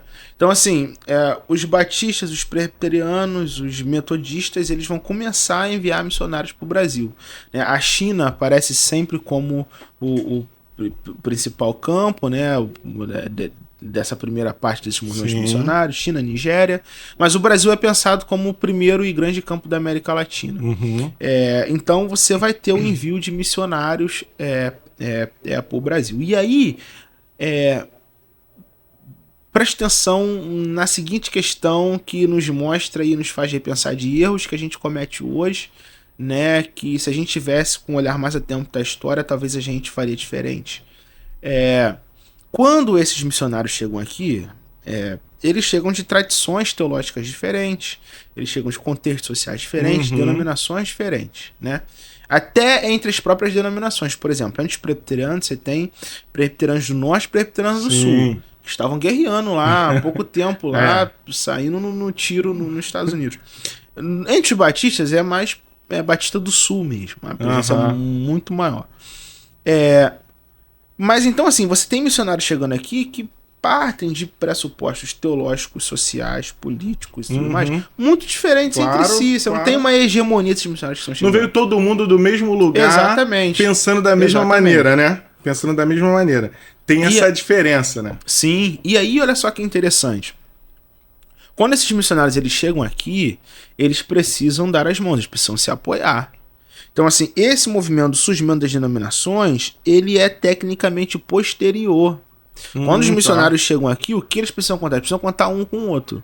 Então, assim, a igreja... Agora é só a gente num país diferente. Exatamente. Não tem mais esse negócio de sul e norte, vamos se juntar. É, por aí. É claro que vão ter problemas, assim, depois, mas... são pessoas. Mas de início a ideia é, cara, a gente é um grupo, então vamos ser um grupo. Sim, né? Sim. É claro, assim, até eu tenho um amigo no seminário que ele conta a história... Engraçado, né? Fala que onde existem 2 crentes, você tem 3 opiniões. Aí você fala 3 opiniões, ele fala, tem a opinião do crente A, tem a opinião do crente B e tem a opinião de Deus na equação. Então, é isso aí. Então, assim, esses problemas acontecem, mas de fato, esses missionários precisam se apoiar. Então, assim, eles se juntam para poder construir hospitais. Então, ali na Tijuca, perto do seminário que eu trabalho, tem um hospital que se chama Hospital Evangélico. Né? O que é o Hospital Evangélico? O Hospital Evangélico foi uma agremiação das igrejas e dos missionários da cidade que construíram um hospital para a população evangélica. Legal. Por quê? Porque os hospitais do Império eram hospitais confessionais. E num hospital confessional, você tinha que se submeter à reza, tinha que submeter a água benta, morreu, não sei o que, vai submeter a uma extrema-unção, alguma coisa dessa ordem que evangélicos se recusavam, entendeu? Então, assim, para os evangélicos então não podia nem ir pro hospital. Era difícil a vida do crente. Para os evangélicos, assim, de alguma maneira, conseguirem ter dignidade no tratamento, eles criaram um hospital. Esse hospital existe até hoje, não é mais um hospital de agremiação e sustentado por igreja, tem uma vida própria independente já, mas ele surgiu dessa forma, sabe? Os pastores da cidade revezavam a presidência do hospital, investiam financeiramente no hospital, o hospital foi um espaço onde os crentes deixaram de ser discriminados na sociedade comum e também tinha obras de beneficência, ou seja, a gente teve hospitais interdenominacionais no Brasil que não só cuidaram dos crentes, mas também das populações vulneráveis aqui também, entendeu? Os evangélicos, eles também revolucionaram a educação, né, em determinadas áreas do país. Na educação católica era só padre, homem que dava aula, né? E você tinha direito canônico, português, às vezes estudava latim também e tudo mais. Então, assim, essa educação estrangeira que vem com esses missionários, coloca mulheres para dar aula, vai dividir a grade em mais disciplinas, né? Você vai ter a inserção, sobretudo, da educação física também, que era algo pouco vivido e pouco praticado pelas escolas, né? Você pode perceber que toda escola evangélica tradicional tem quadra, tem piscina, tem área de atletismo, basquete, que geralmente não cola muito no Brasil, que negócio é futebol, né? Mas tem lá. Então, assim, você tem grandes inovações no campo educacional. Cemitérios também, porque da mesma forma que os hospitais, os evangélicos, às vezes, não podiam serem enterrados nos cemitérios católicos porque eram acatólicos. Ele precisava se declarar católico para poder ser enterrado lá. Ou seja, existiam vários constrangimentos, mas eles foram se organizando e tudo mais. Ou seja, as igrejas, nesse primeiro momento, se ajudaram profundamente, sabe? Elas se deram a mão para cumprir a grande comissão, entendeu? Então, veja que interessante. Hoje as coisas não funcionam muito bem assim, né? Eu tomei posse como pastor na minha igreja há 2 semanas atrás. E a minha igreja é uma pequena igreja, gente. A minha igreja tem espaço para 50 pessoas. E aí, como apóstolo, eu sabia que ia vir mais gente, ia vir professores de seminário, alunos de seminário, pessoas da última igreja que eu passei, amigos e tudo mais. Eu conversei com um pastor amigo, o pastor Felipe. o reverendo Felipe, que ele é presbiteriano. Conversei com ele e ele, assim, com muito amor e com muita solidariedade, ele ofereceu e foi disponível, né, para que a gente fizesse a nossa celebração de posse batista no templo da igreja dele. Legal. Na Presbiteriana Raiz, que fica na mesma rua, sabe, das duas igrejas. Sim. Então, assim, é espírito de cooperação, sabe? Hoje a gente erra muito nisso, né? Sim. Que é cada um na tua denominação, cada um no seu feudo teológico, Sim, né? sim. Até na discussão na internet que tá bombando aí, né? Se arminianismo deve ser tratado como seita ou como teologia. Cara. E tal. Enfim, gente, diante da missão, cara, diante da missão a gente tem que anunciar Jesus, cara. Sim, sim. E é isso aí, sim. entendeu? Então, assim, as igrejas hoje, sabe, estão organizadas em feudos geracionais. Existem igrejas aí que gerações mais antigas não se comunicam com mais novas e mais novas. Não se comunicam com mais antigas. Aí, às vezes, a pessoa chega, racha e faz uma igreja só pra jovem. Como é que assim, você vendo na história, como é que você vê esse rompimento lá no início? Porque, assim, tinham suas ideias teológicas diferentes, né? Porque, assim, tem coisas que tem a Cartas Vivas, pode pensar, mas aí tem a Batista, tem a Presbiteriana, mas o centro de todas pensa igual, né? O centro de todas, o ponto principal de todas, na minha teoria, pelo menos, sim, o principal tem que ser Jesus, e como é ligado à salvação, tudo isso gera ali, tem que pensar igual. Você está dizendo que no início lá viviam como um corpo, realmente. Hoje se vive como um corpo assim, infelizmente assim, uma denominação tal, não vou botar nome nenhum, uma denominação tal só é corpo entre aquela denominação. E não é isso. O corpo se a gente pensa da mesma maneira no ponto central do evangelho, nós somos corpos. Sim. Independente do nome da placa. É a igreja universal.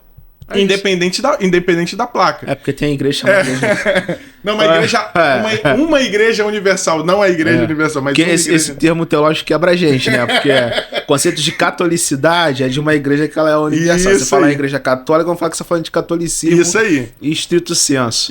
E aí você fala igreja universal, vai estar falando da igreja de Macia. Então, assim, aonde que você, dentro da história, você começa a ver esse erro de começar a ter essa separação, não só ideológica, mas de núcleos. Entendi. Tipo assim, eu, como igreja tal, denominação tal, penso assim, diferente da outra, mesmo a gente tendo que ser um corpo, mas eu vou ser corpo só com os meus, entendeu? Sim.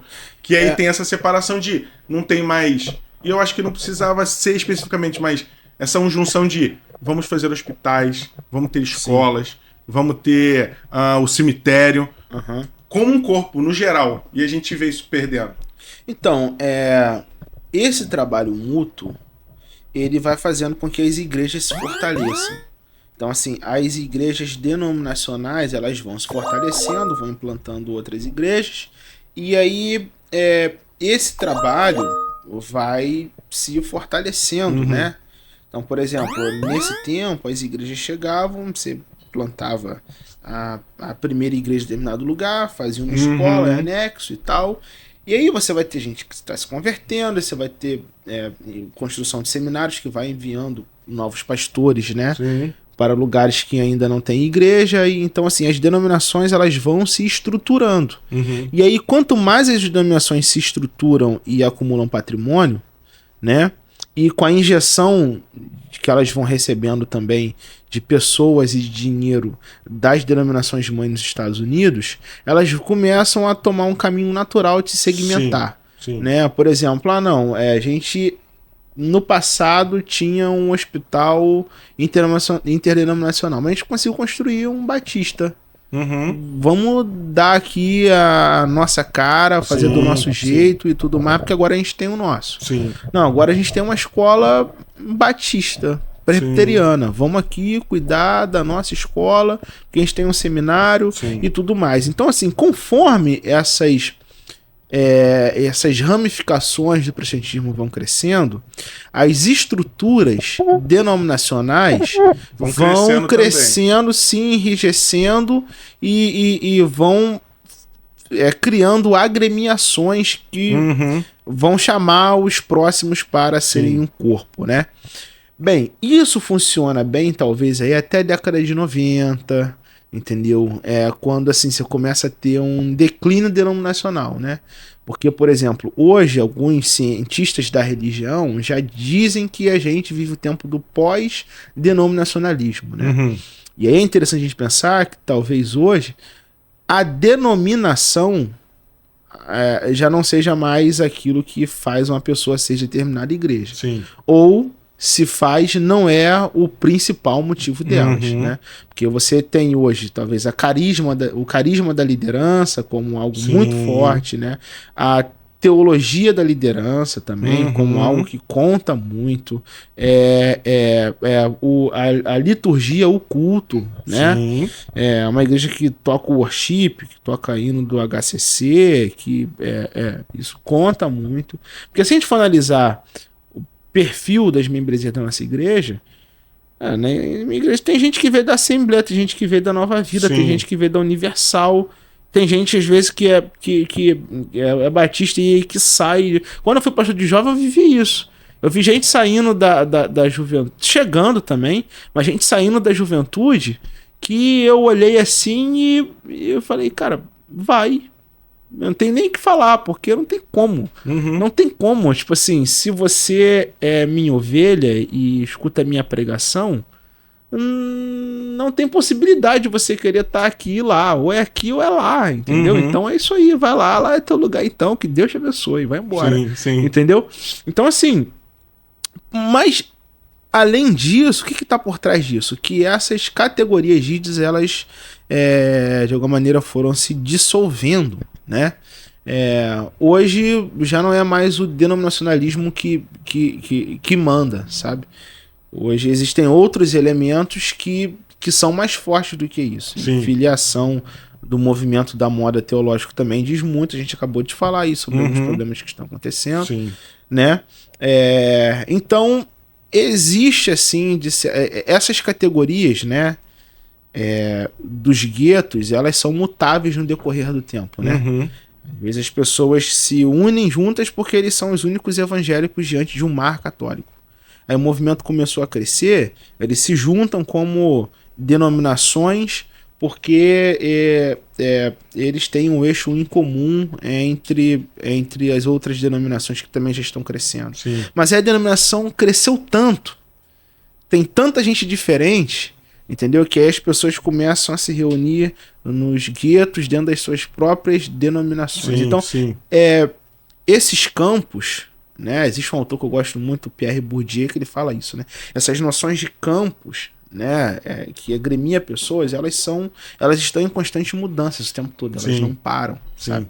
É um grande degradê de mudanças de nicho, sabe? Então, eu acho isso. Esse movimento começou, esse movimento existe, ele vai continuar acontecendo e as coisas vão mudar. Entendeu?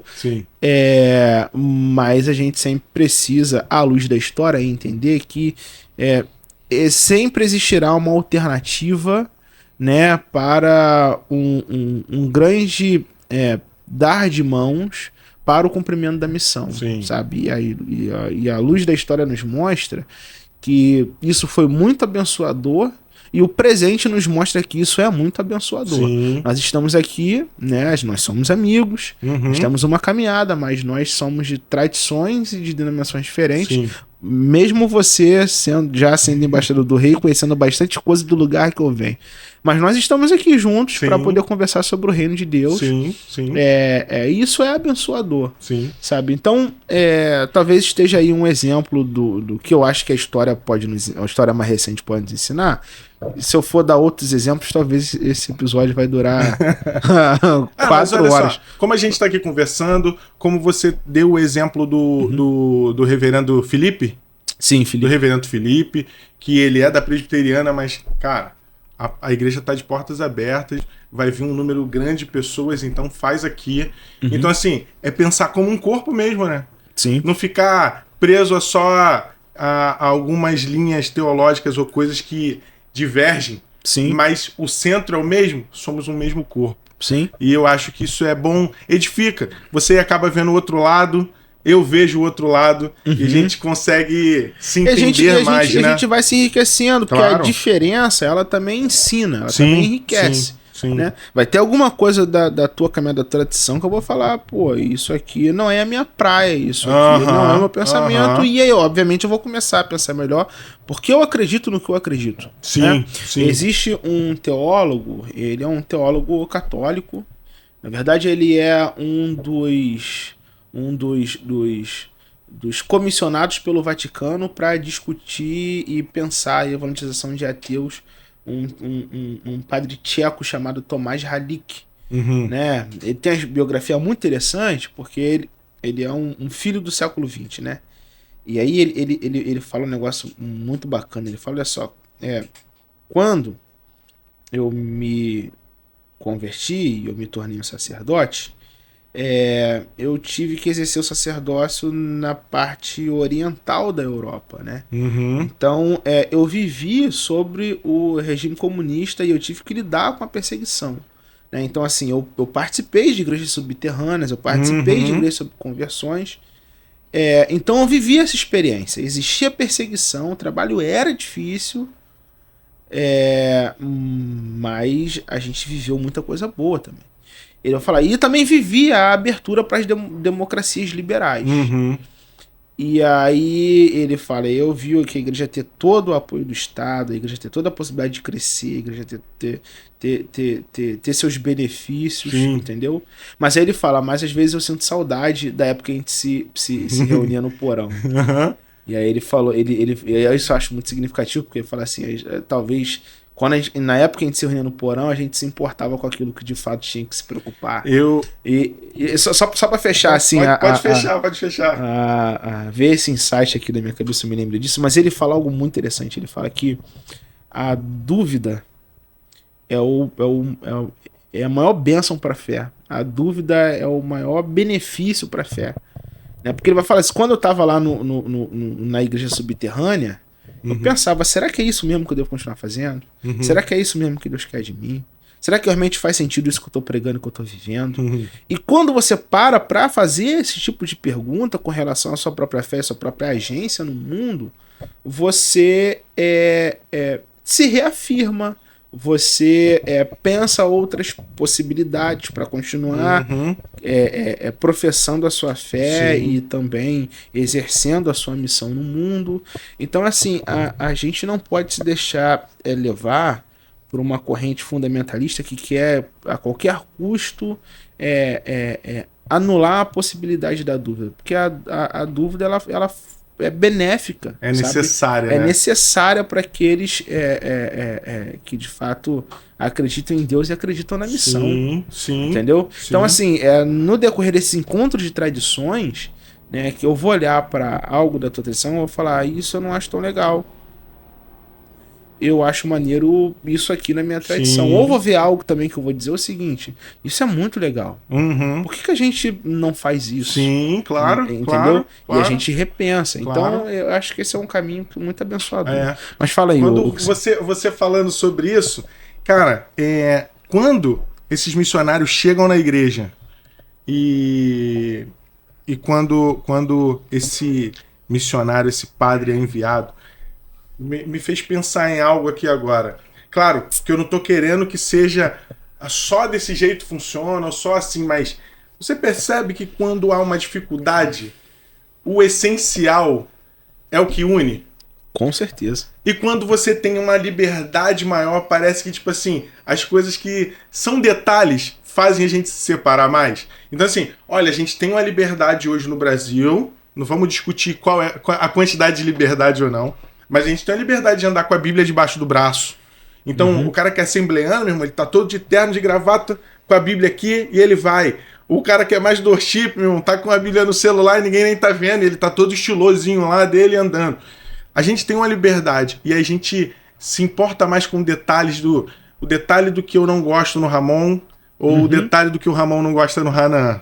Sim. Eu tô botando o nome da gente, mas eu queria falar denominação, mas eu tô botando nomes, tá? Então, o que eu não gosto no Ramon, quando a gente tá na dificuldade, eu não percebo detalhes porque a gente não tem nem brecha pra detalhes. Eu falo assim, cara, eu e o Ramon, a gente se une por isso, por Cristo. Isso aqui é o essencial. E aí, por mais que a gente tenha divergência, mas a divergência não se importa tanto ali. Uhum. Porque você tá na dificuldade, meu irmão, tu tá numa igreja subterrânea, tu não tá pensando se o Ramon toca worship e o outro toca uma música mais clássica. Toca alguma coisa aí, irmão. Não é? Quando a gente vai ver missionários falando que, cara, numa igreja dessa a gente tem uma Bíblia e, cara, cada irmão fica uma semana com a Bíblia, cada casa, e quando ele vai entregar a Bíblia ele tá chorando porque ele queria ter mais tempo com a Bíblia. Então, assim, você não tá muito se importando em detalhes. Se ele tá lendo a Bíblia com um olhar de um gênero textual, crítico, cara, e tal, você ler a Bíblia. Eu quero ler a Bíblia, eu quero compartilhar aquilo. Então, a gente, às vezes, ter essa liberdade, é bom a gente ter essa liberdade, mas essa liberdade faz a gente prestar mais atenção em detalhes, é o que tu falou. Lá atrás, o grupo chegou e eles tinham que fazer juntos, mesmo tendo ideias diferentes.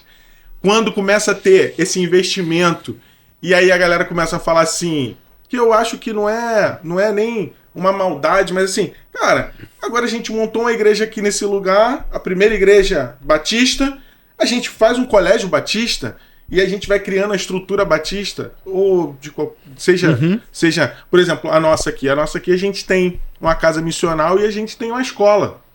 Então, assim, não é que tá querendo competir, mas a gente quer fazer a diferença nesse lugar. Então a gente tem uma escola pra fazer a diferença nesse lugar. Então, assim, é natural a gente fazer.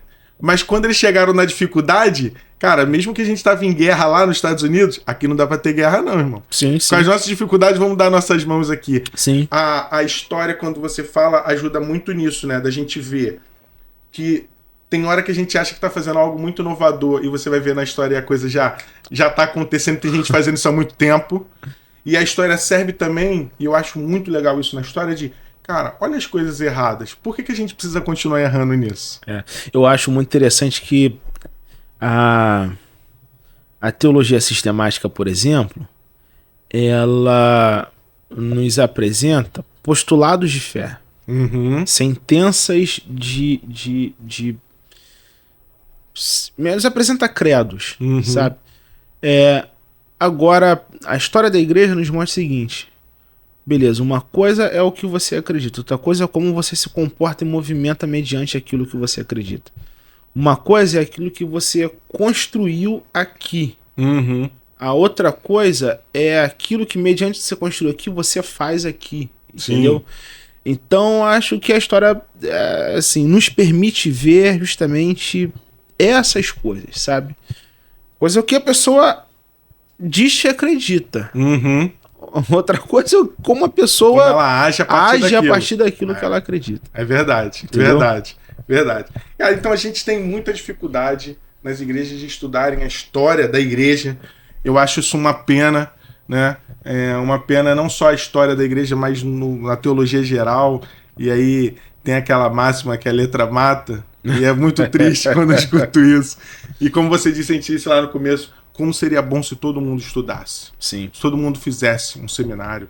Se toda igreja tivesse um seminário básico para depois... Até para o cara que é vocacionado falar assim, realmente eu sou vocacionado.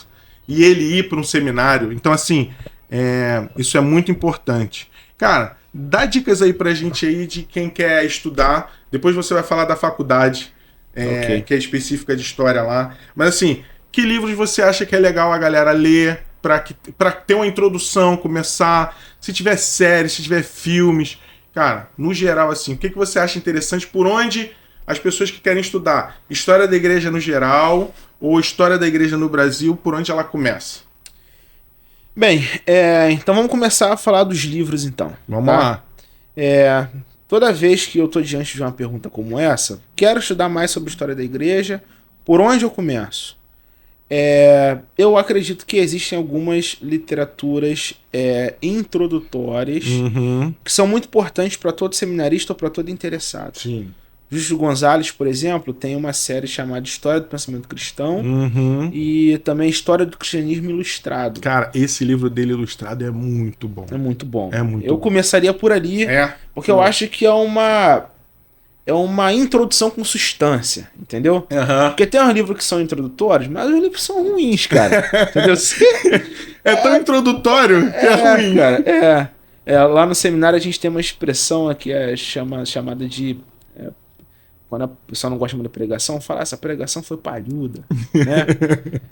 Que tu mexe, só tem palha. Tem livro que é palhudo, cara. Sim. Entendeu? Então, assim, eu acho que essa série do Justo Gonzalez é uma excelente introdução. Sim. Mas não pode ter preguiça pra ler, porque se tiver preguiça pra ler, é porque são, se eu não me engano, 7 ou 8 volumes. É muita coisa. Mas tem muita coisa legal ali. Também tem um livro do Paul Johnson, Uhum. que aí já é um historiador, ele tem 2 volumes muito interessantes. Tem o primeiro volume chamado História do Cristianismo e um outro volume chamado História dos Judeus.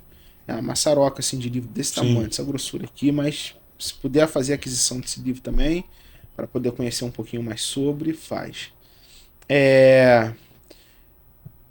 Essa introdução eu já tenho.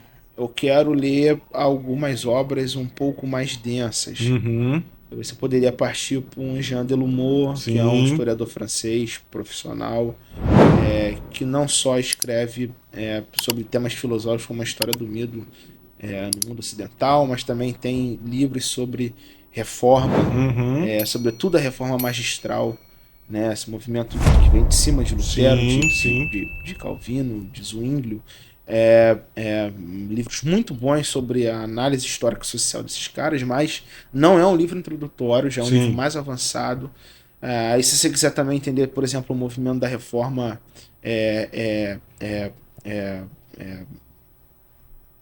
reforma magistral, reforma radical. O movimento da reforma radical também tem o Christopher Hill, que também é uma literatura também histórica que não é introdutória, é uma histórica avançada. Sobre a história da igreja no Brasil, que a gente falou muito aqui. Existem alguns autores que você precisa conhecer. Se você quer conhecer mais sobre a história da tua denominação, de obra introdutória, vai ler os autores que a tua denominação reconhece como história oficial. Toda história oficial sempre é uma história introdutória. Sim. Porque se você quiser uma história mais densa, mais avançada, você vai perceber que a história oficial possui algumas lacunas que outros historiadores vão preencher. Então, assim, sobre a história do cristianismo no Brasil, existe um livro chamado História Documental do Protestantismo no Brasil. Se eu não me engano, é isso. Tá. Que mostra vários documentos importantes para a igreja no Brasil. Autores como Lino de Araújo, Elisete Silva. Tem minha própria dissertação também, que as pessoas podem conhecer. Só procurar lá, Ramon Oliveira vai achar. No caso, brinco com a minha esposa, Ramon Oliveira é o nome artístico, né? Porque o nome mesmo é Álvaro Ramon. Álvaro Ramon Ramos Oliveira. É isso. Então, pra você achar, você bota lá. Se a gente conseguir o link, a gente bota na descrição? Tá aqui já. Aí, ó. Fala aí, tá aqui. Bem, eu acho que em linhas gerais esses são livros muito interessantes que você poderia estar consumindo, que certamente vão abençoar a sua jornada de estudo. Legal. Sobre séries, né? Não quero A série ler, é legal, não tem tenho uma galera tempo. que não curte ler. Série, então, a gente fazer análise histórica. Uma série que eu acho que abre muita possibilidade pra gente pensar historicamente, eu acho que ela tem um preparo histórico muito legal, é The Chosen, cara. Eu gosto muito dessa série. Essa série gera uma polêmica, né, cara? Gera uma polêmica. E eu gosto muito. Sim. Eu acho que quando você tá lendo a Bíblia e você vai identificar algumas diferenças e tal, mas você tem que pensar como série. Exatamente. Né? Você não tem que pensar que ela tá sendo literal na Bíblia. Sim. Mas vamos ler The Chosen. The Chosen eu gosto demais. Porque assim, eu acho que a polêmica dessa série, ela também toca por exemplo, em alguns livros. Sim. Em alguns, porque a gente, assim, quer que a série tenha inspiração bíblica, né? Então, inspiração não no conceito teológico de inspiração, Sim, né? sim, Mas sim. tô falando, a gente quer que a gente tenha uma escrita literal, mas se você quiser literalidade, vai ler a Bíblia, pô. Tu tá rindo, cara? Não, cara, mas é verdade, velho. Se você quiser ler a Bíblia, vai ler a Bíblia, mas aí você é preguiçoso, não quer ler Bíblia, quer ver série. E quer que seja igualzinho a Bíblia? Exatamente. Essa não é a finalidade última da série. A finalidade última da série é apresentar uma narrativa, Sim. né, que de alguma maneira tangencie a história bíblica. Sim, então, assim, a série não se propõe em ser uma literalidade bíblica. Ela não é a vai ideia. trazer uma história, um gênero narrativo Sim. que vai tangenciar os temas bíblicos. Porque não tem como, assim, se você quiser fazer literatura, história, esse tipo de ciência a partir da Bíblia, a Bíblia vai deixar algumas lacunas, porque a Bíblia não é um livro de literatura e também não é um livro de história. A Bíblia é a revelação. É isso aí. Entendeu? Então, assim, você vai precisar... Você vai ter que lidar com os silêncios e com a lacuna que a Bíblia deixa. E se você for para a história, vai ser com a pesquisa histórica. Se for com a literatura, vai ser com o exercício de imaginação. Sim. O audiovisual também. O audiovisual também. Agora, mas o que tem nessa série que eu acho muito interessante pra gente pensar historicamente? A série pensa em alguns detalhes que, às vezes, a gente, lendo o texto bíblico, a gente não para ter atenção. Por exemplo, quando a série apresenta lá as legiões romanas. Sim. Em filmes antigos, todo mundo da legião romana tinha aquela cara de italiano, né? Falava assim com a mãozinha tudo, né? Todo mundo brancão, altão, cheio de durateston no corpo, entendeu? Com olho verde, entendeu? Os cara, o cara de assassino. Isso aí. Era isso, entendeu? Só que aí, assim, essa série traz alguns detalhes interessantes, porque, por exemplo, às vezes, você olha lá o exército romano, né? Vê se tem um cara com cara de asiático, olhinho puxado. Aí você tem outro que é um cara que é negro. Você tem um outro que tem cara de sei lá, árabe. Sim. E aí, para analisar, o Império Romano era um império. Qual é a grande diferença de império e reino? O império é um estado expansionista, né? Está avançando, está anexando outras... nacionalidades é um termo anacrônico, mas está anexando outras sociedades, né? Se ele está avançando, ele está trazendo pessoas diferentes, vocabulários diferentes. Vai ter essa mistura, né? Vai ter essa mistura, entendeu? Então, assim, não tem como você pensar o Império Romano como um império uniforme. Todo mundo igualzinho, a mesma cara. Entendeu? Então, assim, é isso que eu acho maneiro na série. Legal, porque, legal. Os caras que estão trabalhando pro Império... Eu dei o exemplo aqui de uma legião, de um exército. Mas os caras que trabalham de maneira geral, o cara que tá no militarismo, o cara que tá vendendo coisa, o cara que tá coletando imposto, o cara que tá... assim, vivendo a vida do Império de maneira geral, esse cara não é um cidadão europeu estrito senso, sabe? Então, assim, é uma série que, como ela entende que tem algumas lacunas no texto bíblico para se fazer uma longa narrativa, que vai fazer você ficar sentado na tua cadeira 50 minutos ouvindo um episódio, ela é bem precavida em outras atmosferas. Legal. Para poder suprir isso de alguma maneira. Então, por exemplo, existe um cuidado histórico ali nessas pequenas coisas. Legal. Né, que eu acho muito legal. Que deixa a série mais rica também, né? Que deixa a série mais rica, exatamente. Bem, sobre filme, eu indicaria também o Nome da Rosa. O Nome da Rosa. Isso aí, quem não viu na escola, hein? Quem não viu, todo crente precisa ter assistido pelo menos 2 coisas na vida, senão você não é crente. O Nome da Rosa e o Testemunho do Tio Chico. Se você nunca passou por isso na tua vida, você tem um problema. Não, tem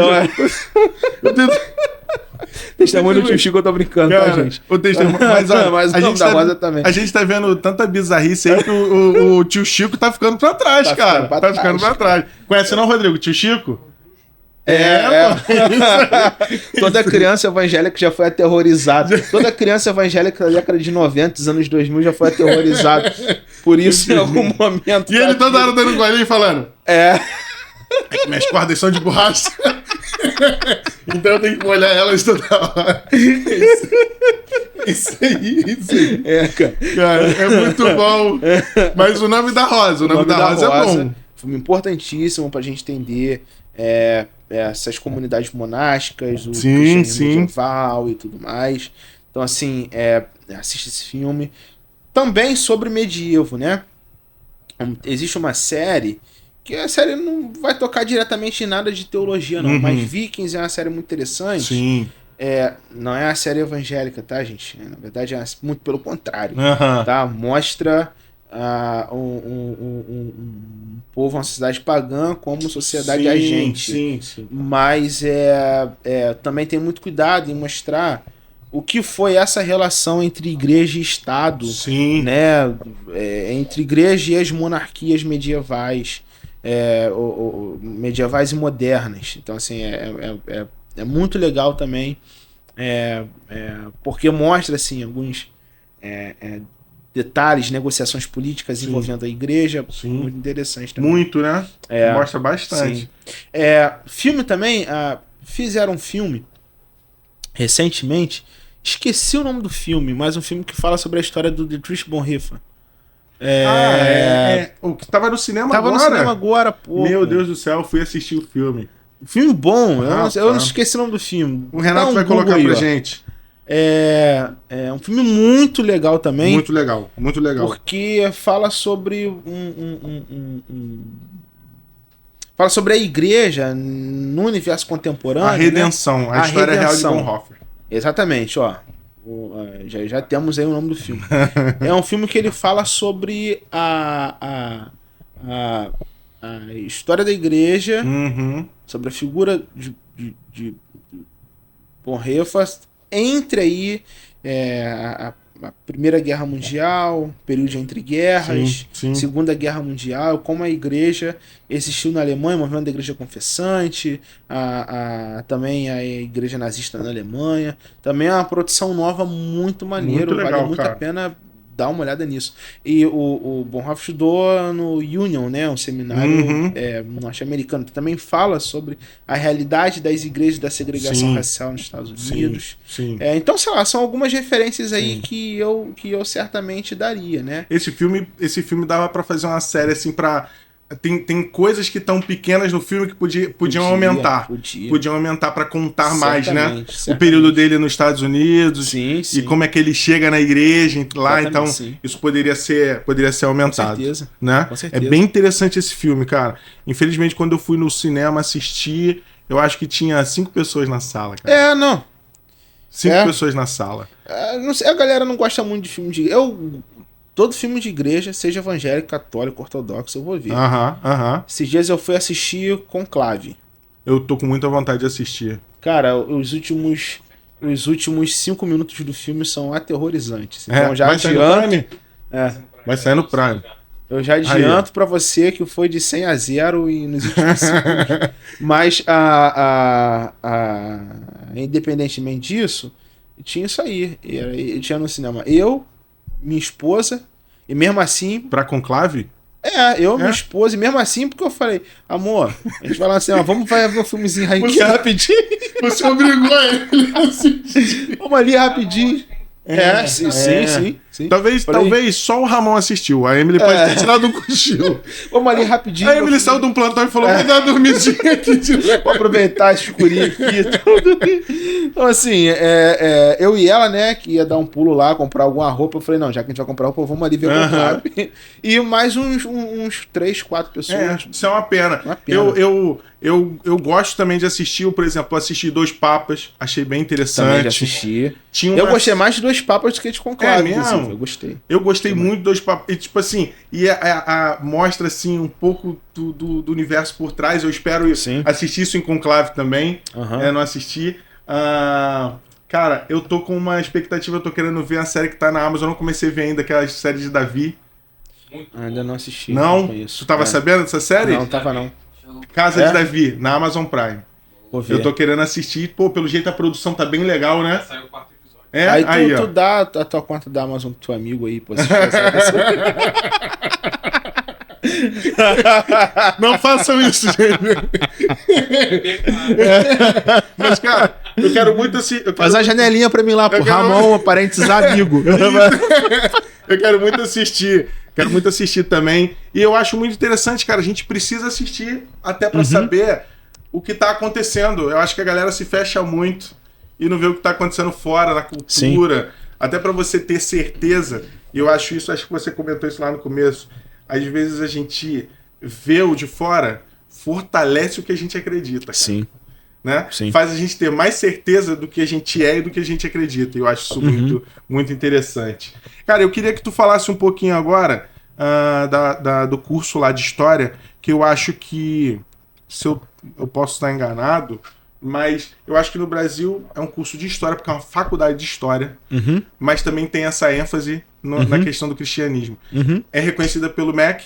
Sim. Então, você fala assim, cara, eu quero fazer um curso de História, mas eu quero ter essa ênfase também no cristianismo. Hoje é só na Batista do Sul? Ou tu sabe que tem outra? Se tiver outra, tu não precisa falar. Mas porque você tem que fazer. Tu tem que fazer eu o tá teu. vendo bem aqui com o chefe, cara. Pô, fala um pouquinho desse curso que você coordena lá. Tem presencial, tem EAD. Agora faz a tua presença aí com o chefe lá e fala um pouquinho desse curso aí pra galera que tem essa vontade de fazer um curso de História, cara, uma faculdade de História. Então, vamos lá. O Seminário Teológico Batista do Sul do Brasil, ele é uma instituição que agora a gente vai celebrar o aniversário de 117 anos, dia 11 de março. Então, próxima terça-feira, vocês estão convidados e você também, ouvinte, está convidado para se juntar a nós nessa celebração. Mas lá nós temos não só o curso de teologia e de música, que são os cursos mais tradicionais. Nós estamos vivendo hoje um processo de expansão educacional e nós estamos aí produzindo novos cursos na modalidade EAD. Sim. Então o nosso curso de História é EAD. EAD Então a só. gente tem Show. História, Pedagogia, Comunicação, enfim. Sim, estamos sim. aí ainda abrindo o leque. Então, assim, esse nosso curso de História é um curso reconhecido pelo MEC. Todos os professores do curso têm graduação, mestrado, doutorado em História em universidades conceituadas do Brasil. Sim. Mas, ao mesmo tempo, nós temos uma ênfase em História do Cristianismo. Significa que a gente está dando a história confessional? Não, não é isso. Você vai ter uma formação de História que vai te capacitar para você ser um professor, trabalhar com isso e tal. Porém, todos os nossos professores têm pesquisas voltadas especificamente para a história do cristianismo. A jornada acadêmica, a formação acadêmica deles são calcadas nisso. Então, por exemplo, a gente tem professor que a pesquisa de mestrado, doutorado é sobre as cartas de Paulo. Legal. A gente tem professor que estuda do cristianismo medieval. A gente tem professor que especializou em reforma, professor que especializou em igreja no Brasil. Legal. E aí o que acontece? Nessa caminhada entre professor e aluno, você certamente vai ser munido de muita coisa que vai ampliar muito seus horizontes nesse sentido. As optativas sempre vão ser optativas também que envolvem disciplina de história da igreja. Os comentários em sala de aula sempre vão tangenciar muito isso daí. E os grupos de pesquisa também vão ser grupos de pesquisa nesse assunto. Então, assim, não, eu quero fazer uma faculdade de história que, de alguma maneira, eu vou poder me aprofundar em história da igreja, cara, procura a gente, Sim. né? Porque a gente tem um ferramental que pode te instrumentalizar Legal. nesse sentido. É uma faculdade de história, nós estudamos teoria da história, a gente estuda introdução à filosofia, à antropologia e tudo mais, a gente estuda história contemporânea, história da América, história do Brasil, história da África, história da Ásia, Legal. história antiga, medieval e moderna, contemporânea, isso tudo a gente estuda. Sim. Só que a gente tem uma possibilidade para que alunos interessados se aprofundem nesses campos, Ótimo. que às vezes são muito restritos em outros espaços. Ah, não, que tive a formação em teologia, e aí eu quero me aprofundar mais. Você pode procurar a graduação. Ah, quero também me habilitar em outra área, em outra profissão. Você também pode procurar uma pós-graduação. A gente tem pós-graduação em História do Cristianismo também. Legal. Entendeu? Cursos livres que a gente vai lançar aí. Ótimo. Entendeu? Então, existe essa possibilidade. E se você, uma vez interessado, a gente terá um enorme prazer de te receber lá. Amém. Não só no curso de História, mas também no curso de Música, curso de Teologia, entre outros. De marketing, comunicação, sim, né? Sim. Aí, agora tu fez agora o cara Brandão vai falar. Isso aí. Cara, olha aqui pra... Ô, Renato, só pra antes de fechar aqui, eu consegui ficar no tema, não consegui dessa vez? Acho que sim. Eu... Que normalmente eu não consigo, Ramon. Abençoe tua vida. Cara, eu só posso agradecer, Ramon. Muito obrigado. Eu que agradeço. Muito obrigado. Se você aceitar, provavelmente a gente vai te chamar para ter uns episódios específicos sobre assuntos específicos. Mas hoje era pra gente falar sobre essa importância, chamar a galera para estudar a história da igreja. Então foi um prazerzaço ter você aqui. Tem alguma coisa que você quer falar da história da igreja que você acha que tu não falou? Não tem alguma coisa que eu gostaria de falar que eu não falei, porque é sobre... Eu perguntando pro professor se ele tem mais alguma coisa que ele quer falar. É tanta coisa que eu falaria tudo, entendeu? Mas eu deixaria um apelo. Estude História da Igreja, isso aí. Entendeu? Não deixa a História da Igreja escanteada na tua formação, não. Estuda esse negócio. Porque a História da Igreja... o que é a história? A história é o estudo do homem no tempo. E o que é a história da igreja? A história da igreja é o estudo da igreja no tempo. Então, estudar a igreja no tempo, é estudar a teologia no tempo, é estudar a pastoralidade no tempo, é estudar a missão no tempo. Então, é uma disciplina fundamental para a tua jornada de formação, não só como um teólogo, mas também como um cristão. Sim. Sabe? Então, assim, não marginalize, não deixe para trás, não deixe uma ordem de segunda importância o estudo da história da igreja. Sim. Eu acho que esse era o apelo, sabe? Que eu deixaria para todos vocês. Pastor, né? Tem que deixar, né? Ó, quer mandar um beijo pra galera da tua igreja? Orla Rio? Com certeza. Galera da Orla Rio, quero agradecer a vocês aí por me liberarem aqui para estar aqui nesse momento, tá bom? Amanhã estaremos juntos. Continue orando pela vida do pastor de vocês, estou orando por vocês também. Orem aí pela Igreja Cartas Vivas também, que tem feito um excelente trabalho aqui nessa região de Pilares, não só aqui, né? Sim, Recreio agora também. está Recreio, Rocha Miranda, aí. Macaé e São Gonçalo. Aí, bênção, é o reino avançando. É isso tá aí. bom? Então, meu amor, Emily, amo sua vida, feliz dia da mulher, que a gente está gravando hoje é o dia da mulher, não sei quando vai sair, mas hoje é, tá? Também a igreja, amigos, galera do seminário também. Isso aí. Tá bom? Que Deus abençoe a todos vocês. Eu quero mandar um beijo também pra minha esposa. Pode dar. É dia da mulher, né? Se você tem a tua mulher que é a mais maravilhosa, eu tenho a minha também. Minha esposa maravilhosa. Minha filha que acabou de nascer, que também é mulher. Então, já chegou aí, tem 12 dias só, Ramon. Poxa, que não maneiro. tô dormindo, tem 12 dias. Existe possibilidade de viver sem dormir. Eu tô vivenciando isso. Mandar um beijo pra minha esposa, pra todas as mulheres. E olha, tenho certeza que você curtiu o episódio, então curte, comenta, se inscreve. O Renato tá colocando aqui o Instagram do Ramon também, segue o Ramon lá. Bota lá que você veio aqui pelo podcast pro Ramon saber que a galera apareceu, que a galera assistiu. Um beijão pra todo mundo. Renato, tem mais algum recado? Eu fico interagindo com o Renato só porque ele odeia, cara. Aí eu fico falando. E ele não vai cortar essa parte, porque eu ainda tenho que dar o tchau, então ele não pode cortar. Muito obrigado, Will. Muito obrigado, Rodrigo. A todo mundo que faz o podcast acontecer. A minha parte é mais fácil, é só perguntar. Então, valeu, gente. Fica com Deus. Toda quarta-feira, 21 horas. Se eu não falar isso, eu apanho depois. Toda quarta-feira, 21 horas. Tem episódio novo. Então... não vou nem falar isso. Eu não vou nem discutir isso. Eu não quero arrumar um problema. Tá bom? Então, assistam. Toda quarta-feira, curte, comenta, compartilha. Até a próxima. Tchau, gente.